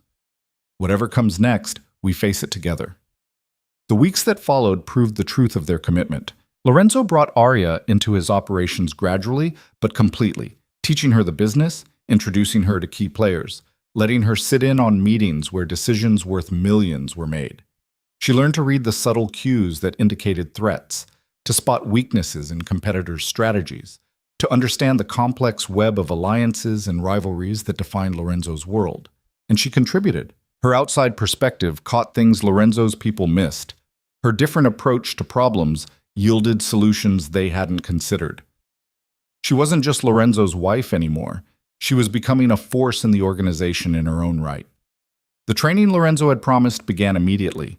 Arya learned to shoot properly, to fight when necessary, to defend herself against the kinds of threats that came with being Lorenzo Vieri's partner. She would never match his security team's expertise, but she developed competence that meant she wasn't a liability in crisis situations. More importantly, she learned the subtler skills: how to read people's intentions, how to spot deception, how to navigate social situations where every word was a potential weapon. These were the skills that kept you alive in Lorenzo's world, and Arya absorbed them with the focused intensity of someone who understood the stakes. Their relationship evolved too. The forced proximity of their marriage transformed into genuine partnership, and somewhere along the way, the partnership developed into something deeper. Arya caught herself seeking Lorenzo's opinion not because she had to, but because she valued his perspective. Found herself thinking of the penthouse as home rather than a prison. Realized that the man she'd hated a month ago had become someone she trusted with her life. And Lorenzo changed as well. His control obsession loosened, not completely but enough to matter. He asked Arya's opinion instead of simply informing her of decisions. Shared power in ways that would have seemed impossible when they first married. Proved through actions rather than words that he viewed her as an equal. It wasn't perfect. They fought. Fierce arguments about strategy and autonomy and the lingering power imbalances from how their relationship started. But they fought as equals now, and they learned to compromise, to find middle ground between Lorenzo's need for control and Arya's demand for independence. 3 months after their wedding, Arya stood in Lorenzo's office reviewing financial reports when Elena appeared with a message. "Mrs. Vieri, there's someone here to see you, your father." Arya's hand stilled on the papers. She hadn't spoken to Marcus Vallon since the wedding, had deliberately cut off all contact with the man who'd sold her to settle his debts. The fact that he was showing up now felt significant. "Where is he?" she asked. "Downstairs lobby. Security wouldn't let him up without your permission." Smart of them. Arya set the reports aside and moved to the window, looking down at the city below. Her father was down there somewhere, probably desperate if he'd worked up the courage to come here. Lorenzo appeared in the doorway, having overheard the conversation. "You don't have to see him if you don't want to." "I know." Arya turned to face him. "But I think I need to. There are things that need to be said." "Want me to come with you?" She almost said yes. Having Lorenzo's intimidating presence beside her would make the conversation easier. But this was something she needed to do alone, needed to prove to herself that she could face her father as the woman she'd become rather than the daughter he'd betrayed. "No," she said, "but stay close, just in case." Lorenzo nodded, understanding in his expression. Arya took the elevator down to the lobby, her heart beating faster with each floor. When the doors opened, she saw Marcus immediately, sitting on one of the expensive couches, looking smaller and older than she remembered. He stood when he saw her, hope and fear warring on his face. "Arya, thank you for seeing me. I haven't decided if I'm actually seeing you yet." She kept her distance, studying the man who'd raised her and then traded her away. "What do you want?" "I wanted to apologize, to explain." "There's nothing to explain. You owed Lorenzo money you couldn't pay, so you offered me as collateral. The only explanation I need is whether you feel any remorse for that choice." Marcus flinched. "Of course I do. You are my daughter. I was your daughter. Now I'm Lorenzo Vieri's wife and partner. That happened the moment you signed me away." Arya's voice was cold, controlled. She'd learned from the best. "So again, what do you want?" "I heard about what happened with Marco Santoro. Heard that you were involved, that you—" He stopped, seeming to struggle with the words. "I heard you've changed, that you're becoming one of them." "One of them," Arya repeated. "You mean a survivor? Someone who understands how this world actually works instead of pretending there are easy answers?" She stepped closer, letting Marcus see the transformation in her eyes. "Yes, I've changed. Your betrayal taught me that morality is a luxury and trust is a weapon. Lorenzo taught me how to turn those lessons into strength." "Arya, you don't have to do this. I can help you get out, get away from him." "I don't want to get away from him." The truth of it surprised even Arya, but she didn't hesitate. "Lorenzo gave me something you never did. Honest partnership. He doesn't pretend to be protecting me while really protecting himself. He doesn't make promises he can't keep. and he's never lied about what he is or what he's asking me to become. He's a criminal, a killer. Yes, and I've made peace with that because at least he owns it. Arya met her father's eyes without flinching. You want to know the difference between you and Lorenzo? He forced me into this marriage to serve his interests, but he's never pretended it was for my own good. You sold me and called it protection.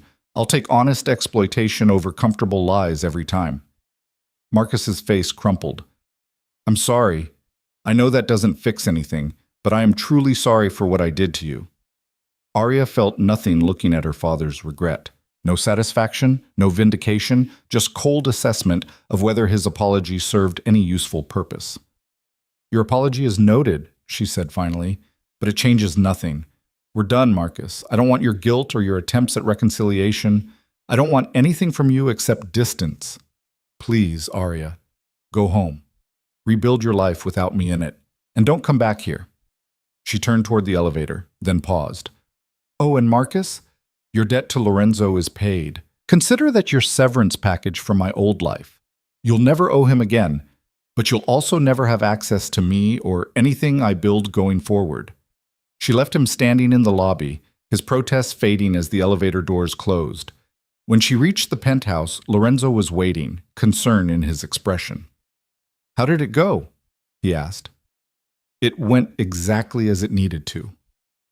Arya moved into his arms, letting herself take comfort in his solid presence.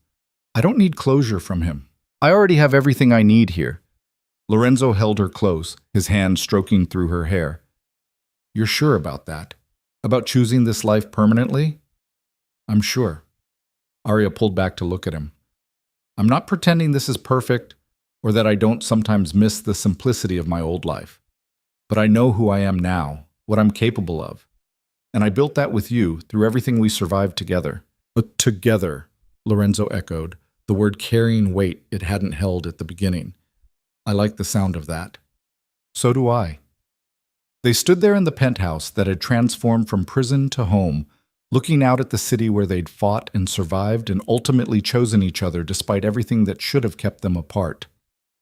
Arya Valen, now truly Arya Vieri, had started this journey as a prisoner forced into marriage she never wanted. But somewhere between the coercion and the violence and the impossible choices, she'd become something else entirely. Not a victim, not a prisoner, but a partner to a dangerous man, and dangerous in her own right.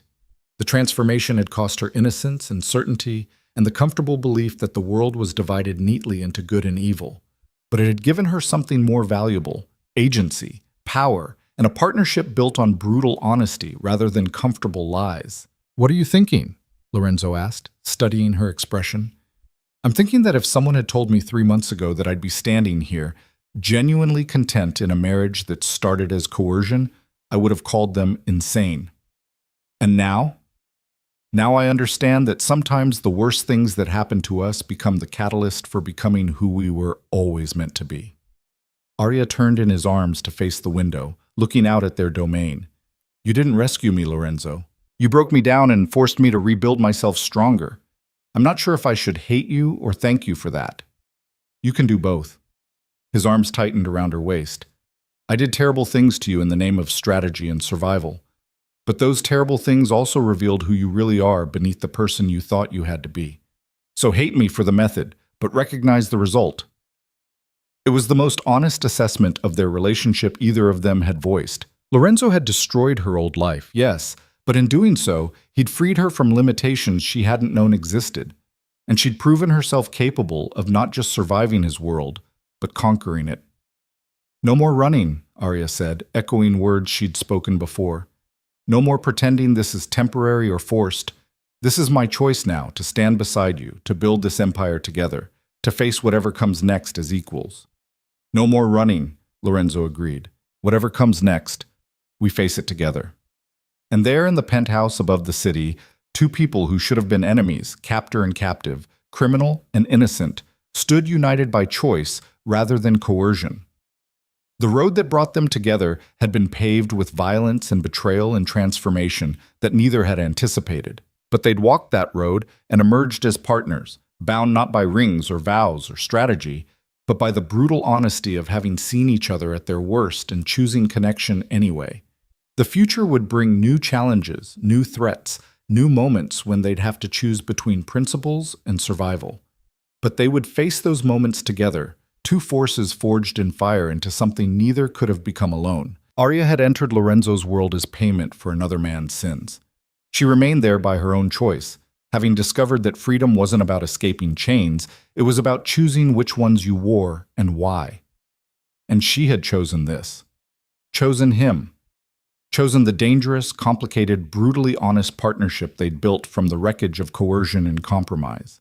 It wasn't the life she'd planned, but it was the life she'd earned, one impossible choice at a time. And that, Arya realized as Lorenzo's arms tightened around her and the city glittered below them like a promise, was enough. More than enough. It was everything.